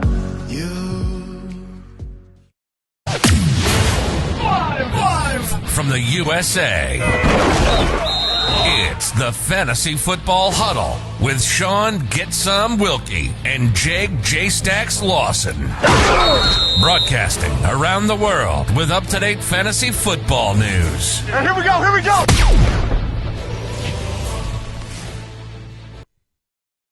All right, guys, welcome back. You're watching the Fantasy Football Huddle with Jay Stacks and my man Get Some Wilkie. And we are going to talk about some waiver wire pickups that are possible for Week 5. Then we'll get into the big section here with Stardom and Situm. You know, this is the stuff that you guys want to hear, so make sure you pay attention. So tell me who you like on your waiver wires right now. All right, well, obviously we're going into week number 5, so we've got 4 weeks completed of fantasy football season. So, you know, if you're at 1-3 or you're at 0-4, whatever it might be, and you're trying to add some players to your bench who are available that can get you some points, a couple players I like. I'll go to the tight end position first. Number 1 would be the Green Bay Packers tight end, Robert Tonyan. And if you watched the game last week and you're huge Packers fans like me, you can see the hat. The guy put up 3 touchdowns and 33 fantasy points. And out there on the NFL.com network, fantasy, he's 37% added, so that means he is probably available in your waiver wire, especially if you're in a league that doesn't pay attention to the tight end spots too often. So I'm going to go with him. And another quick added tight end would be Dalton Schultz from the Dallas Cowboys. We talked about him previously in a video. Given the fact that the Cowboys throw the ball so much, he also got one tight end last week, but he got 5 catches for 70 yards, so he put up 17 fantasy points. So that's what you need in your spot. So that's my 2 tight ends to start off. All right, I like it. One of the waiver wire picks I like that's out there right now is Tim Patrick with the Denver Broncos wide receiver. You're like, who the heck is Tim Patrick? But the thing is if Drew Lock is coming back, this is going to bode well for him. He saw 25% targets opposed to 14% targets against Jerry Jeudy, and he had a monster week really again against the Jets. So we have to say this: he had 24 fantasy points, but he had 14 fantasy points the week before against Tampa Bay, which had a good defense. He's playing New England, and although their rush defense is really good, they rank 24 in the pass defense, So I like this guy. He's out there on the waiver wire. If you're running into some issues where you're having problems with players that are getting injured or something like that, this is a guy that you can target. So that's my one waiver wire pick that I like this week, because really it's getting slim in all leagues right now, especially with a lot of these top picks being injured. It's getting super tough out there. So if you need a wide receiver, I'd go with Tim Patrick off the waiver wire. Great pick. I'm going to go back to, obviously, if you play, we play in a Superflex league where we can start 2 quarterbacks, but if you guys are playing in a standard league where you only start 1 quarterback, a quarterback that's probably going to be out there is Teddy Bridgewater. We've been talking about this podcast so much. Most people are going to have the top names. You know who the top 10 are. We won't go through them, but Teddy Bridgewater will probably be available on your waiver wire. Go out there and add him.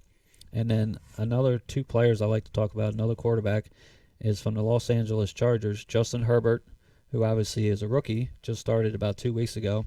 So as these guys get better and start producing fantasy points, people are going to look for them in your rosters and in your leagues. So try to be the first person that goes out there and puts in that waiver claim, which normally comes through on Wednesdays. Go out there Monday, Tuesday, look through those spots, see who's available, put them on your waiver wire, and get rid of that player on your bench that's not putting up any points you're not going to use anyways. Because say you have Justin Herbert and he's going up against a bad defense. I mean, look what he did to Tampa Bay last week. Sure. He's going to put up points. So you want to add him, and you also want to add their running back, Joshua Kelly, because we have the injury of Austin Eckler. Yes. So pay attention to this guy. He's another rookie who's in an offense that's going to put up points. Yeah, they're not going to win every game, but they're going to average, I believe, 24-plus points a game with these 2 rookies. So go out there and get these 2 guys and build your bench. Yeah, I think in most fantasy leagues, probably everybody picked Joshua Kelly up. I know certainly in our league it happened, and but if he's available on the waiver wire, I certainly don't like him there. You know, one of the other things, Shaun, that we really need to talk about is that you have to be careful really going into Week 5. You know, we're starting to see some more players test positive for COVID-19. Absolutely. You know, we already saw, 2 schedules get postponed in Week 4. You know, with with New England and KC and Steelers and Tennessee. Tennessee. That's right. Yep. So, but because they're testing positive, there could be some postponements here in Week 5. So, you know, when you're talking about waiver wire pickups and that sort of thing, it's really good to take these things into consideration. Like, you may have to adjust your fantasy orders, and you might just need to get some players to fill in, just to stash some guys, you know, in case these games don't fall into Week 5, because that is something that could very well happen. If it gets postponed or they end up making a bye week, it's going to be super, super tough. So, you know, a lot of the games that you need to be on the lookout for is the Bills-Titans game. You know, that's one game you got to look out for. The Broncos-Patriots, and then the Raiders and the Chiefs. So, because of they've already had these issues, it could continue to happen on them. And frankly, like, I hope that it stops, because this is something that could derail the entire season, which we had talked about before we even drafted. Yeah, unfortunately, that doesn't happen. We actually put a clause in our fantasy league that I'm the commissioner of. I'm glad you guys were able to come to an agreement with me on this. So what it was is, obviously, we don't want this to happen, but if we get at least to week number 8 in our fantasy league championships and the NFL season, we're going to go ahead and do our payouts, period. But unfortunately, if we don't get that to that week, we agreed on carrying our money over, keep it within, you know, the system of our fantasy league, and add that to the payouts for next year, which, yeah, that would be great. But we all ultimately want to finish this year. Yeah. And hopefully the league and these tests don't keep happening. We get it. It's going to come up, but I see that they're doing the right thing on their side with protocols. When that player gets tested, unfortunately, we just had New England's safety, Stephon Gilmore, just got tested positive, so he's going to be on the COVID list for, I guess they're running about, 10, 14 days, whatever that might be. Yeah. And then they obviously get retested. Speaking of the New England Patriots, because of this situation, the running back, what's his name, Harris? Damian Harris is actually another waiver wire pickup that I forgot to mention. because of Sony Michel went on the IR. So be on the lookout also for Damian Harris. If you can add him to your leagues, that would be another add. So, but I really don't know this week with that game if it's going to go off or not. They're saying it is, but all you can do is pay attention every day, and in the morning of Sunday morning, just recheck and make sure they're playing, because if they're not, you need to put in a player from your bench to make up for that unfortunate spot that you're not going to have a player.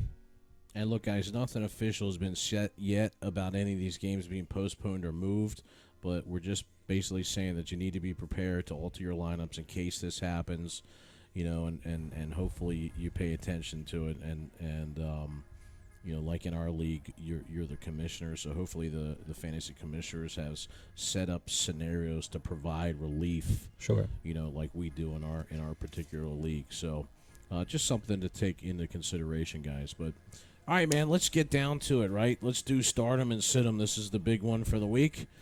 Stardom and sit 'em. Week 5.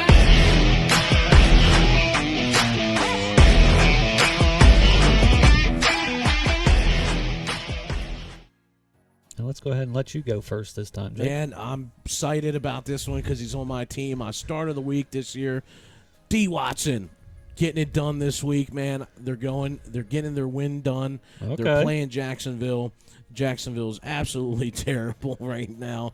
They rank 23rd against opposing quarterbacks. And, so I think this is the week that they're going to have a big week, especially after the firing with Bill O'Brien and now Romeo Crennel coming in. Some of this stuff that just happens, it just shakes up the team a little bit. You know what I mean? Yeah, of course. And so they really need it because they are a good team. They have good players.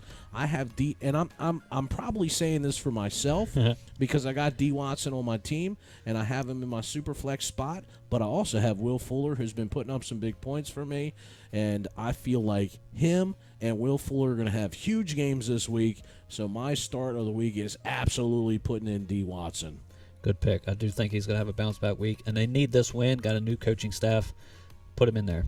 All right, I'm going to go with a big name here, Hall of Famer, one of my favorite players that ever played.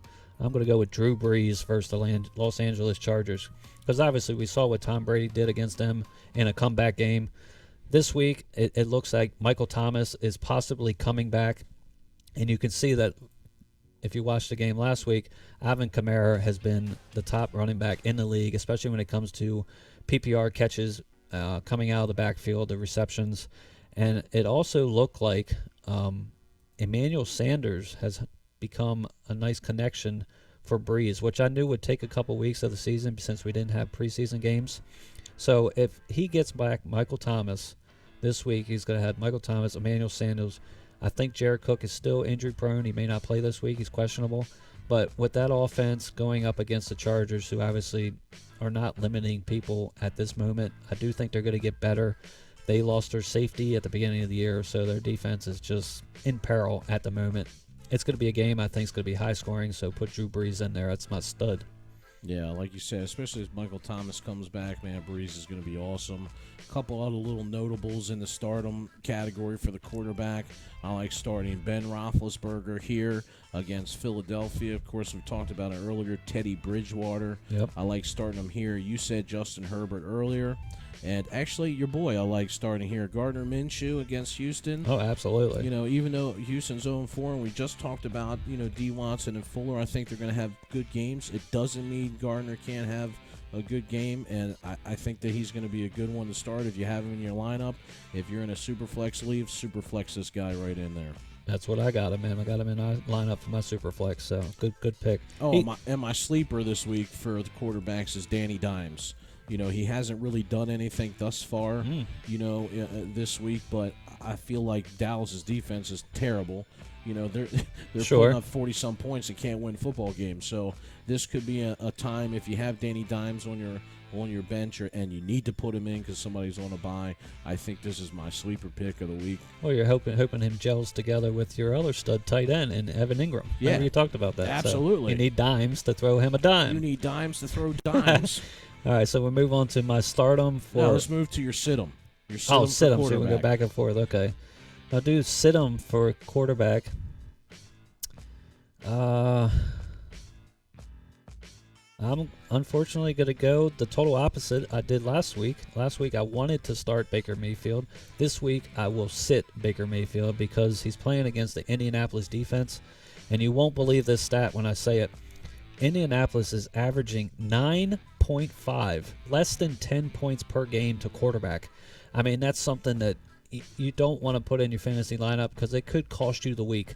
Because obviously, in a regular fantasy league and also Superflex, we're trying to get 20-plus points from our quarterbacks. So that's something I believe you're not going to get this week from Baker Mayfield, especially with losing Nick Chubb. I get it. Kareem Hunt's there. He's going to be a nice supplement addition, but that offense is not going to do too much this week against Indianapolis. I like it. My sit-ems this week in a quarterback is going to be Matty Ice against Carolina Panthers. I've already taken the Carolina Panthers earlier, so I'm not going to deter from that right now. I think Matty Ice is going to have a bad game. Carolina ranks 6th against the pass, and Right. I think they're going to keep them in check. And, of course, Julio Jones is fighting some He's injuries banged here. up. Calvin Ridley had 0 catches last week. Oh, my God, if you had Calvin Ridley, 5 you were targets, going 0 nuts, catches. right? I mean, it's amazing. I mean, he was the number 1 receiver in the league the first 3 weeks for fantasy football. And then last week, he was questionable all the way up to game time, but you didn't expect the guy to get no catches. Yeah. So that shows that there's some issue there with whatever their injuries are. I like the call. Be careful. Stay away. Especially if Jones is out. Yeah, absolutely. If Jones is out, you got to sit him, especially with Calvin Ridley. Man, nice pick there. I mean, probably would sit Calvin Ridley after he gets 0 points. I wouldn't, because he went early a lot in a lot of leagues. You can imagine some people might have had this guy only down by 5 points, and they need him to just they get think 6 he's points. gonna go off. He got 0. I mean, it's something that's I've seen it a few times last year with Mike Evans. He put up a couple games where he had like 0 points, 3 points. So we're making big choices this week, guys. Sit Matt Ryan, and earlier I think you remember I was saying sit Mike Evans against the Chicago Bears. Just do it now. Pay attention. Listen to us. We are experts. Look, a couple other quarterbacks to sit him this week. I want to just shout out Carson Wentz. I don't like his matchup against Pittsburgh, so I've definitely sit him. Joe Burrow's tough matchup against Baltimore. I would sit him if you have him. And, of course, you mentioned Derek Carr and Baker Mayfield. Definitely sit these guys.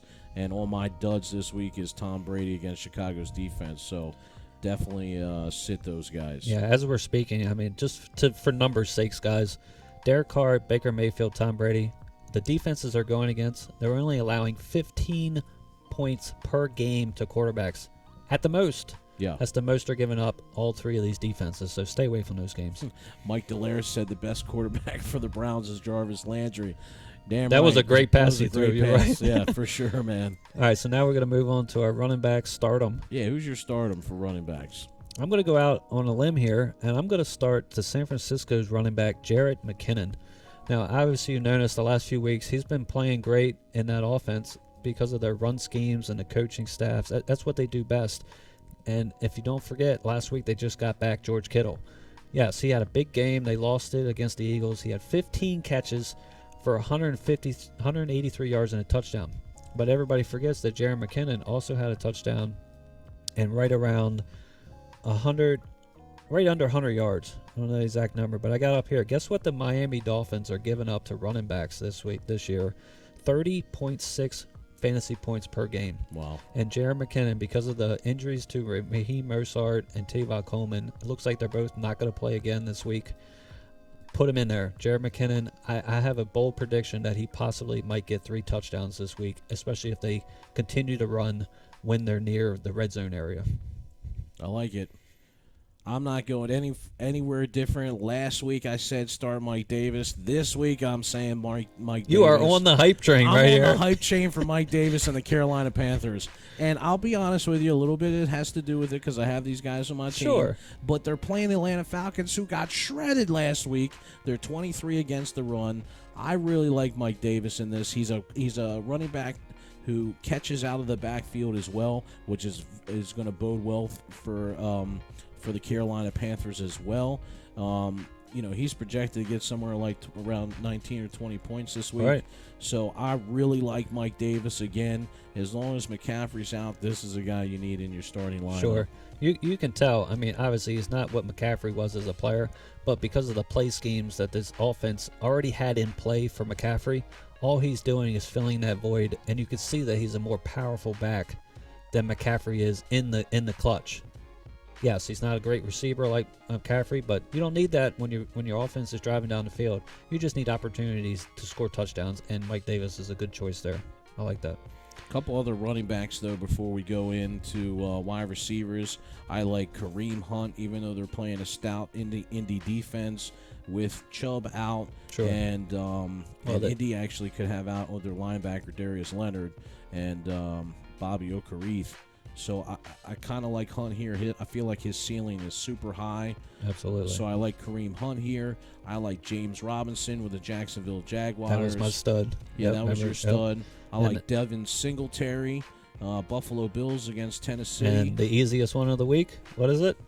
Versus the Raiders, Clyde Edwards-Helaire. Clyde, yeah, exactly. CEH, a double dose of CEH. The Raiders are giving up 37.6 fantasy points a game, so that's the easiest one of the week. But we like to give you other options that you don't quite see, because that's what you need in fantasy football.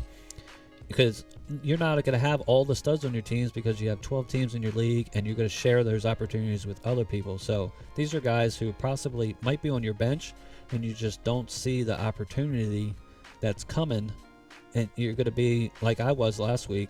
I accidentally set the Kansas City Chiefs defense because of the COVID issue. I was worried about it, so I tried to make a not so well pick. I picked up the Arizona Cardinals, and I lost my fantasy by 4 points because I thought too much into it instead of just going with the players that are good, that are already on my roster. So that's what we're trying to do here for you guys, and just get the knowledge. I mean, if it works, let us know that it worked for you. If it don't, hey, yell at us for a week, but we're going to get it right in the future for you. Another guy I like is Ronald Jones. You said sit him last week, and so we talked a little bit about this before the broadcast. Obviously, we're not going to get it right all the time. I went ahead and started Ronald Jones in my fantasy team. He got me 20 points. I like him again this week, even though they're playing the Chicago Bears. The Chicago Bears have given up 100 total yards or score to running backs so far this season. I think Jones is a top 15 upside this week. That's a good pick. I like that, especially with the injuries of the receivers. I mean, they're going to probably have to give the ball more to their running backs. And a couple of my sleeper running backs this week is my man AG24 with the Washington football team. He's now moved into the first spot as running back one for the Washington Redskins. Is that guy you're supposed to trade to me, right? Yes, that's who we're talking about. I think that he is, since he's moving into that top spot, I think that he's going to have a really good week. He scored like 22, 24 points last week. And they could possibly have more scoring opportunities with the new backup quarterback coming in. Yeah, for sure. And the Rams are 17th against the run, and so I really like AG here. I like Hines from Indianapolis against Cleveland. He's a sleeper pick. And, you mentioned Jared McKinnon and Devonta Freeman. Well, since we're talking about all these sleepers and stardoms, but who do you who do you not like at running backs? Who would you sit this week? Sitting them this week, I think I'd go with Mike Gaskins, running back for the Miami Dolphins. Again, we talked a little bit earlier about the San Francisco's defense. They rank second against the run, and so I just don't think that he's going to have a good upside this week. So definitely would sit Myles Gaskins for Miami Dolphins. Okay. Well, I'm going to go with a very, very bold sit this week at running back. It's going to be your number one running back on your team, whoever has this guy. And unfortunately, I'm going to go out on a limb, and I'm going to sit Derrick Henry versus the Buffalo Bills. Wow. Because if you look at the games that the Buffalo Bills have played in, they're 4-0. It doesn't matter if they're up or down. Josh Allen can bring them back from whatever that number might be. But pay attention, because Buffalo's defense has only given up 21.3 fantasy points per game to a running back committee. So obviously, yes, Derrick Henry is the bell cow. There's not too much more options there. But let's say he doesn't get a touchdown this week. I could see a scenario where he only gets, let's say, 85 rushing yards. He don't catch the ball out of the backfield too much. that's going to go to more work to the other running backs on the league team. And I know I don't want to do this, but I'm going to have to. I'm going to make this bold prediction, and I recommend anybody that holds and owns Derrick Henry set him this week against Buffalo Bills. Wow, that is a bold prediction. Well, he's on my list. You asked me what my sit him was. I He's like right it. there. There you go. All right, let's move on to stardom for wide receiver. I'll tell you who my pick is. Well, I have a couple on. We already said Will Fuller. I said earlier I think that he was going to have a big game. I like Will Fuller to start him here, but I'm really going to go with the rookie C.D. Lamb. Nice pick. Yeah, I like C.D. Lamb here. He really got involved last week. Then they're playing the Giants, who ranked 22nd against the wide receivers, and you can start to see him just kind of moving up in the progression here. And so I really like him there. Cooper had a big game, obviously, last week as well. But, he's a number 3, fantasy receiver in all leagues. But he has the chance to blow up on a week-to-week basis. Sure. And playing the Giants this week, I think that could happen. So, all right, well, I'm going to give 2 players real quick because I planned it out perfectly. And these 2 players play in the same game on opposite teams. I'm going to go first with Adam Thielen on the Minnesota Vikings versus the Seattle Seahawks. And on the other side, we're going to go with Tyler Lockett versus Minnesota in that same game. Obviously, we know Seattle's secondary is not playing great. And it doesn't matter who you have on the Seattle side because you have Russell Wilson throwing you the ball. Tyler Lockett and DK Metcalf have both averaged right around 100 yards a game. And possibly it depends on who it is, who's hot that week. One week, Tyler Lockett got 3 touchdowns. Forget who they were playing, but that was 2 weeks ago. And then last week we had Metcalf getting another 100 yards. So don't even think too far into this. Just know that you're going to start Tyler Lockett and Adam Thielen in this game. You could possibly start 4 receivers, but those are the 2 main ones that I like because I do know that Xavier Rhodes is a great cornerback for the Minnesota Vikings. So he's going to be on Metcalf most of the game. So I do believe that's going to give up more options for Tyler Lockett. Yeah, we had a question in chat from Mike Delaire. Said, you're not concerned by Gator hands for Ronald Jones, Jake? No, I'm not. I like Ronald Jones this week. If you got him in your lineup and either you need him in your running back spot. In my case, I don't need him, so I flex Ronald Jones in.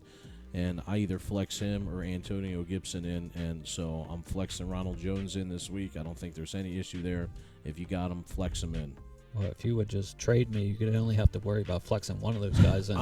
I'm getting around to it. I'm thinking more and more that that's okay. That I like it because I need it. I got you Noah Fant out. I need a tight end. I just feel bad about giving up AG 24. And I got 3 tight ends, as we were talking about earlier, guys. AG 24. I traded. So we had our fantasy league, and we had a guy in our league. We won't say any names if you're out there listening.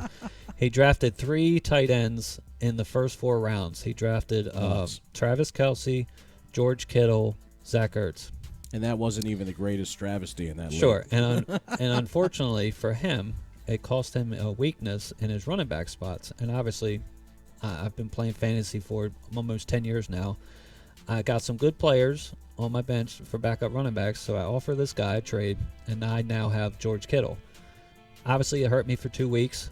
But I had Jonnu Smith, who I'm trying to trade to Jake, because what do? I can't start Jonnu Smith over George Kittle when George Kittle is healthy, because we saw what he did last week. He put up one of the best fantasy stats for a tight end in league history.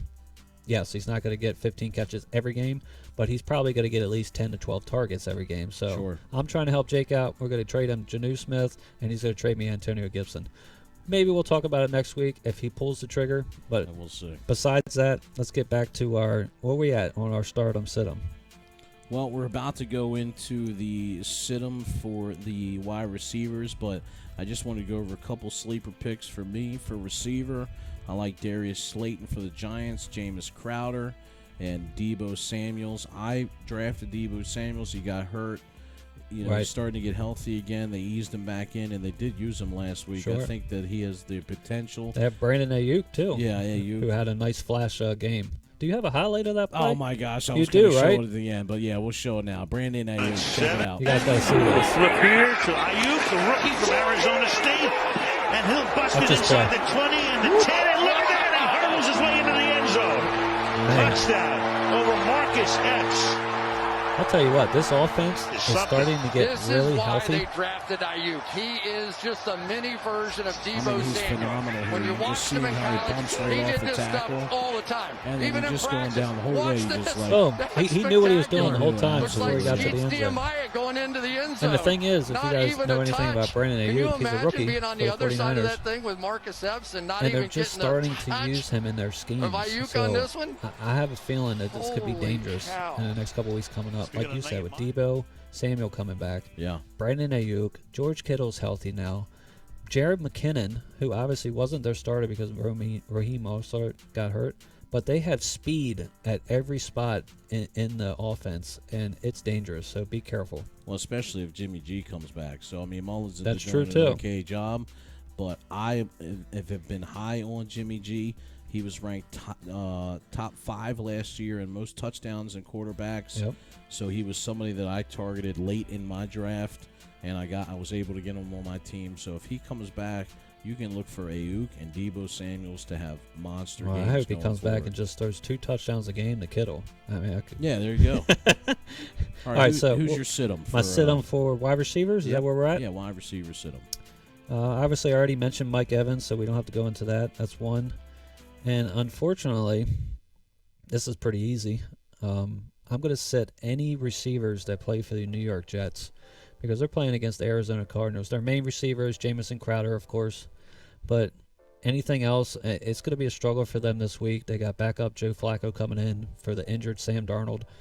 And, man, and Patrick Peterson, the cornerback for the Arizona Cardinals, is a stud. So, yes, he's not going to follow Jamison Crowder because Crowder does come out of the slot a good bit of his receptions. But I'm going to stay away from that whole receiving core. And if they're on your bench, it's probably going to be a flex option anyways. He's not going to be your second starting receiver. But just stay away from that game. That's it, period. I ain't got no much more to say about it. Yeah, my sit-em for this week is going to be bold here. I'm going to say Julian Edelman. You know, there's a lot of things that I feel like that happened. Like, you know, I feel like Edelman definitely misses Brady, and you see Brady and Scotty Miller kind of getting up. But I think Edelman's just Cam Newton's on COVID. So, yeah, I feel like Edelman's just sad right now. You know what I mean? So I like sitting Edelman this week. I just feel like this is another game against Denver where they can run the ball, and then of course we know they have running back by committee there in New England. And he only had 12 targets combined against the Raiders and the Chiefs, and he scored only 10 PPR fantasy football points, you know, over that span. He definitely looked lost last week without Cam Newton, and Cam Newton is most likely not going to be back this week. So at best, I think Edelman's like a wide receiver number 3, and I would sit him this week. Okay. All right, so now we're moving on to our tight ends, right? Yep, tight end. Start them for tight end. So I'm going to leave a couple of names out that we've already talked about. I'm just going to go on, and this is a guy who actually hasn't caught a lot of receptions this year, but he has a quarterback that loves tight ends, and that's Phillip Rivers. So if you guys remember back in Phillip Rivers' prime with Antonio Gates was a basketball player in high school, and this guy I'm talking about here is Mo Ali Cox, who also is a basketball player from what I've heard previously in his career. The last 2 weeks, he's had a touchdown pass thrown to him. It's been within the 5 yards. One of them was only a 1-yard pass. But against the Cleveland's defense, Indianapolis playing against Cleveland, we saw what Dallas did against them with Dalton Schultz. He had a 50-yard bomb by a tight end. That's something you don't normally see. Yeah. But given that this guy has great hands and Cleveland's given up 19.9 fantasy points a game, I like Mo Ali Cox, which is another guy who might possibly be on your waiver wire still because he hasn't had a lot of receptions. He's getting touchdowns, but it seems like they're gradually getting him into the game plan because I do believe he's another rookie that if you watch the games, the guy's huge. He's got wonderful hands, and Phillip Rivers will target him. So that's going to be my start of the week. All right, my start of the week is going to be Dalton Schultz, man. I'm so upset because I targeted this guy on the waiver wire. I was third in line this week, and I got beat out by somebody else, and then I wouldn't have had to trade away AG to you to pick up Jimmy I had a Smith. feeling you might get him. I'm sorry you didn't. Yeah, it just sucks. You know, I don't like it, but I do like Dalton Schultz. since Blake Jarwin's been out since week 2 with an ACL. I mean, this guy has just been absolutely phenomenal. In his last 3 games, he's been averaging 15.3 PPR points. And he's been targeted 24 times, man. That's crazy. And even though the Giants haven't allowed a tight end to score this year thus far, I think that ends this week. That streak ends. And I like Schultz this week, and he really should be considered a top 10 tight end in all formats. Great pickup. We're not going to talk anything about these names. Just for tight ends, other stardoms that you can put out there. Obviously, we talked about Janu Smith, Evan Ingram, and I just want to add Hunter Henry against the New Orleans Saints. Don't forget those names too, guys. All right. So who's your sit-em this week? For tight ends? Tight ends. Who's your sit-em? I already talked about Mike Gesicki. He was my dud of the week. Yep. I'm going to stick to going against anybody playing against the Indianapolis defense. I'm going to go with tight end Austin Hooper. I don't believe the Cleveland Browns are going to get a lot of air yards in general this game. They're going to be able to run fairly well. I do believe Indianapolis is going to win this game, some vicinity like 24-17 maybe. I predict it to be a low-scoring game. So I would sit Austin Hooper. All right, I like it. My sit for this week is going to be Jimmy Graham. You know, we talked about him because he had that big game not too long ago, thinking that maybe he was going to come back in and have some type of relevancy in fantasy football. I don't like him this week against the Tampa Bay Buccaneers. You know, the Bucs in the past 2 games, you know, with the Broncos and the Chargers, with Font and Henry, they only combined for 14 total PPR points. Yep. So I don't think Jimmy is going to get more relevant this week. He's my sit-em this week at tight end. Good pick. All right, so we're down to defense again, which you never planned for. I don't, so that's why you're going first again. Well, I already said the Cardinals against the Jets for my stud defense of the week, so I want to go kind of with a sleeper pick this week.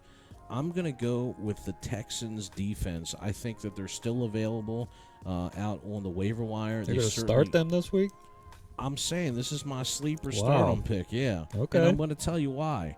Because they're playing Jacksonville, and now with Romeo Crennel coming in as head coach here, you know, he's obviously a defensive mind. He's one of the better defensive mind. I didn't really particularly like him as a head coach, but he definitely was a good defensive coordinator. So I feel like they're going to get that back on track this week. I already said I like the Cardinals, but my pick is the Texans this week.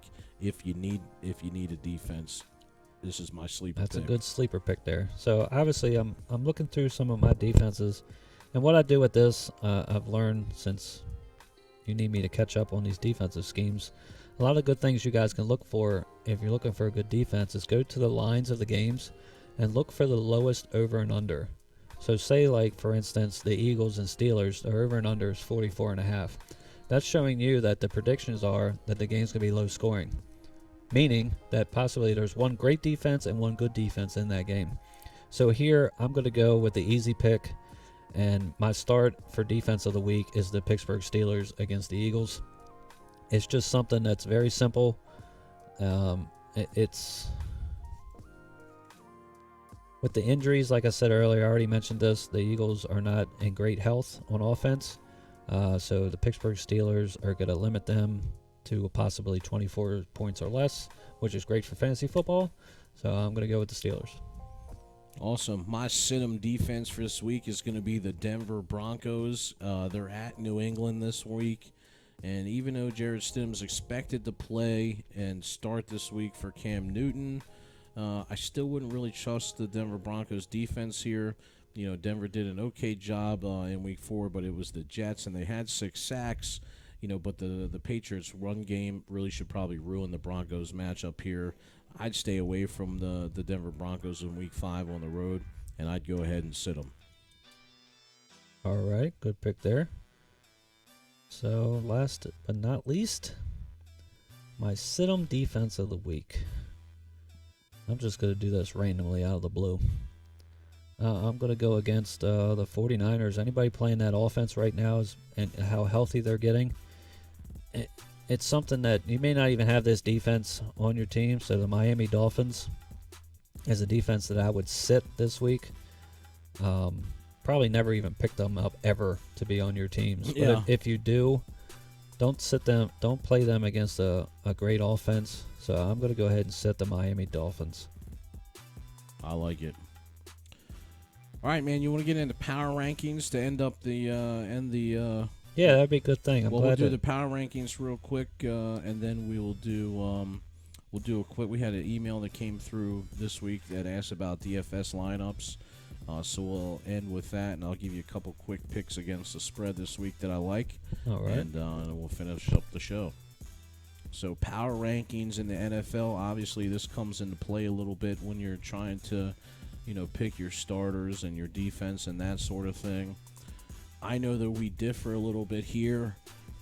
I think it's kind of hard to say all the undefeated teams aren't in the top for the power rankings. So for me, I have the Kansas City Chiefs at number 1.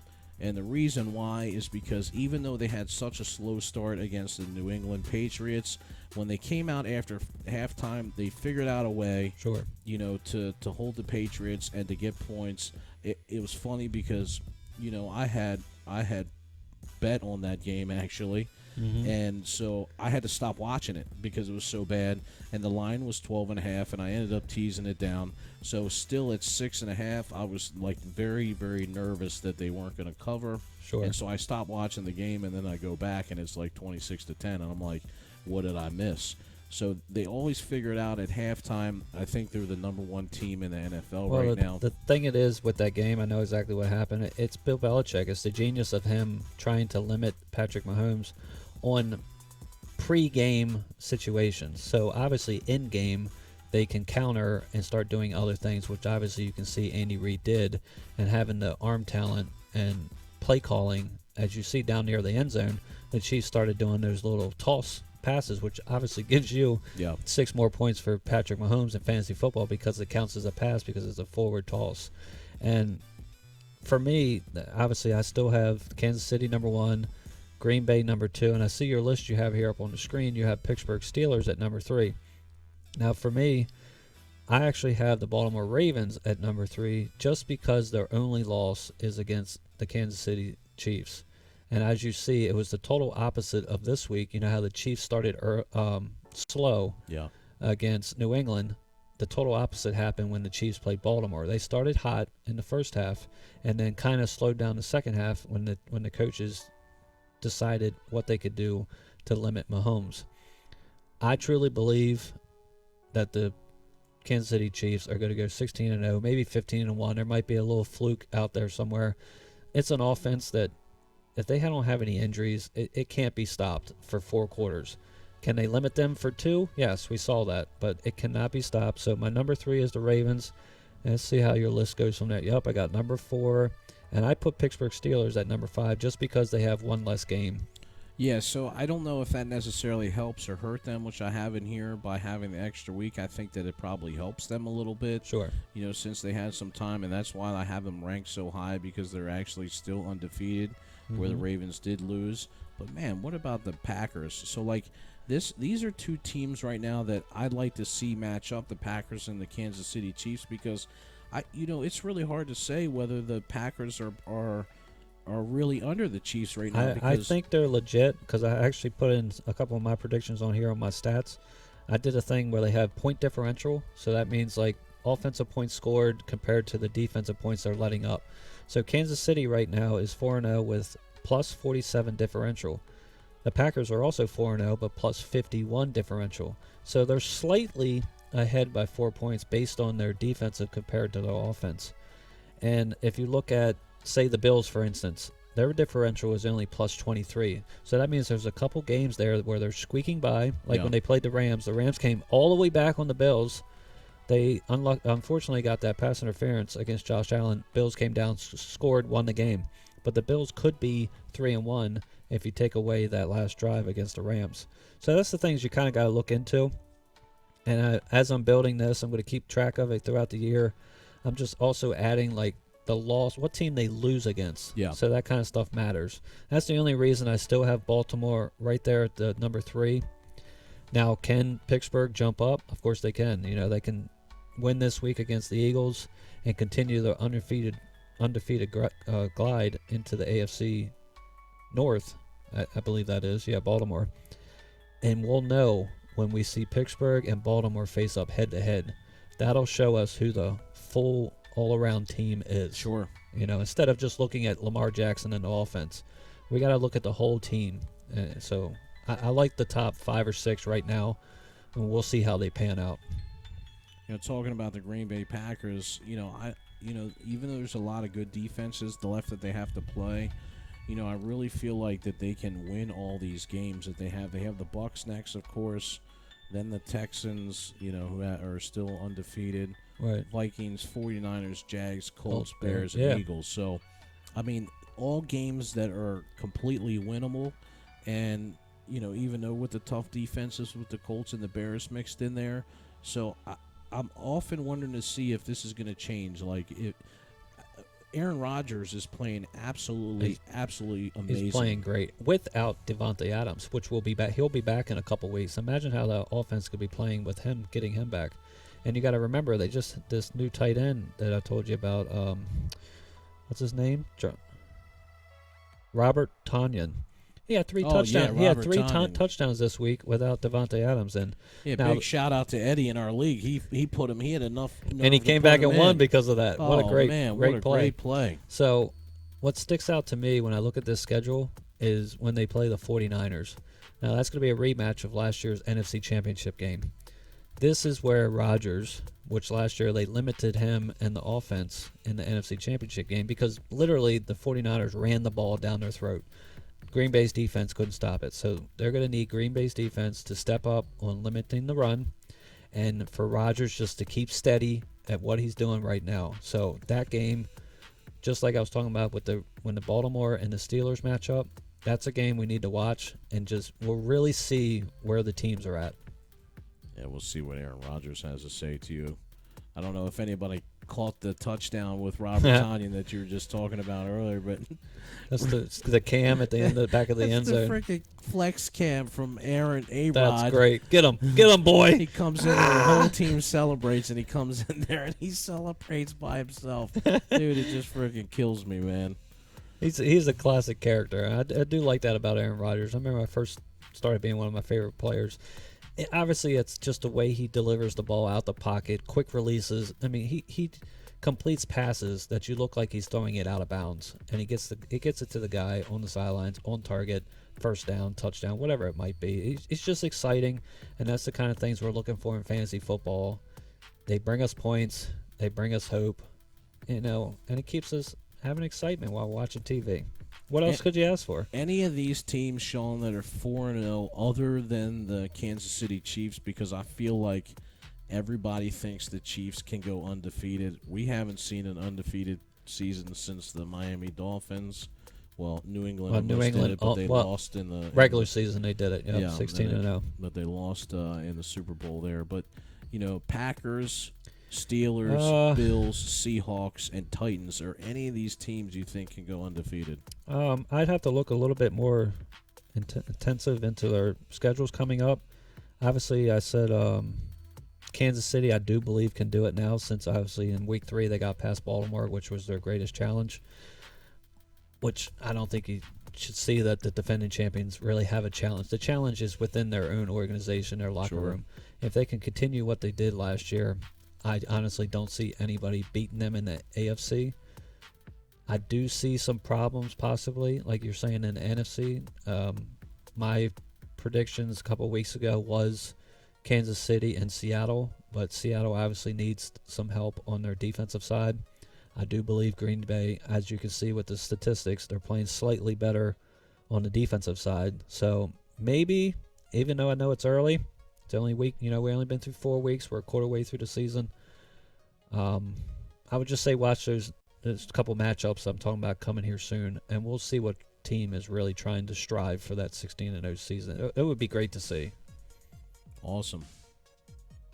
All right, let's talk about daily fantasy sports. Is something that you and I definitely like to mess around with and play with. Yeah, I do play a little bit of FanDuel. Nothing that too extensive, but I mean, nothing hey, you crazy. gotta put your lineups in there and give yourself a chance at a couple thousand. You never know. Yeah, I mean, a lot of times they have, like $1, $3 type things that you can do. So, I mean, it's super cool. But we did get a message this week asking if who we liked. Okay, so you put something together for him, huh? So, yeah, I put something together for him that maxes out. This is either FanDuel or DraftKings. Okay, let me look at this lineup. What do you got here? I got Teddy Bridgewater. Of course, we talked about him earlier. I think that he's going to be good. I think he's undervalued at 5,900. I love the CEH pick. Yeah, I got your CEH in there. That's the big play of the week there. 6,800. Obviously, it takes up a lot of the money for the cap. But then I got Todd Gurley in there, okay, because they are using Todd Gurley, and I think that he's going to have a good week because he can't catch out of the backfield. And then, of course, my surprise pick there is Jamison Crowder of the New York Jets at 5,800. And CeeDee Lamb, who I talked about earlier today, I think that he's a little undervalued there at 6,000. Yeah, playing against the Giants. That's a good playing pick. against the Giants. And then, of course, DJ Moore, who Carolina Panthers, of course, we talked about them shredding the Atlanta defense. And then your boy, who we talked about, Janu Smith at tight end, super undervalued here at $4,900.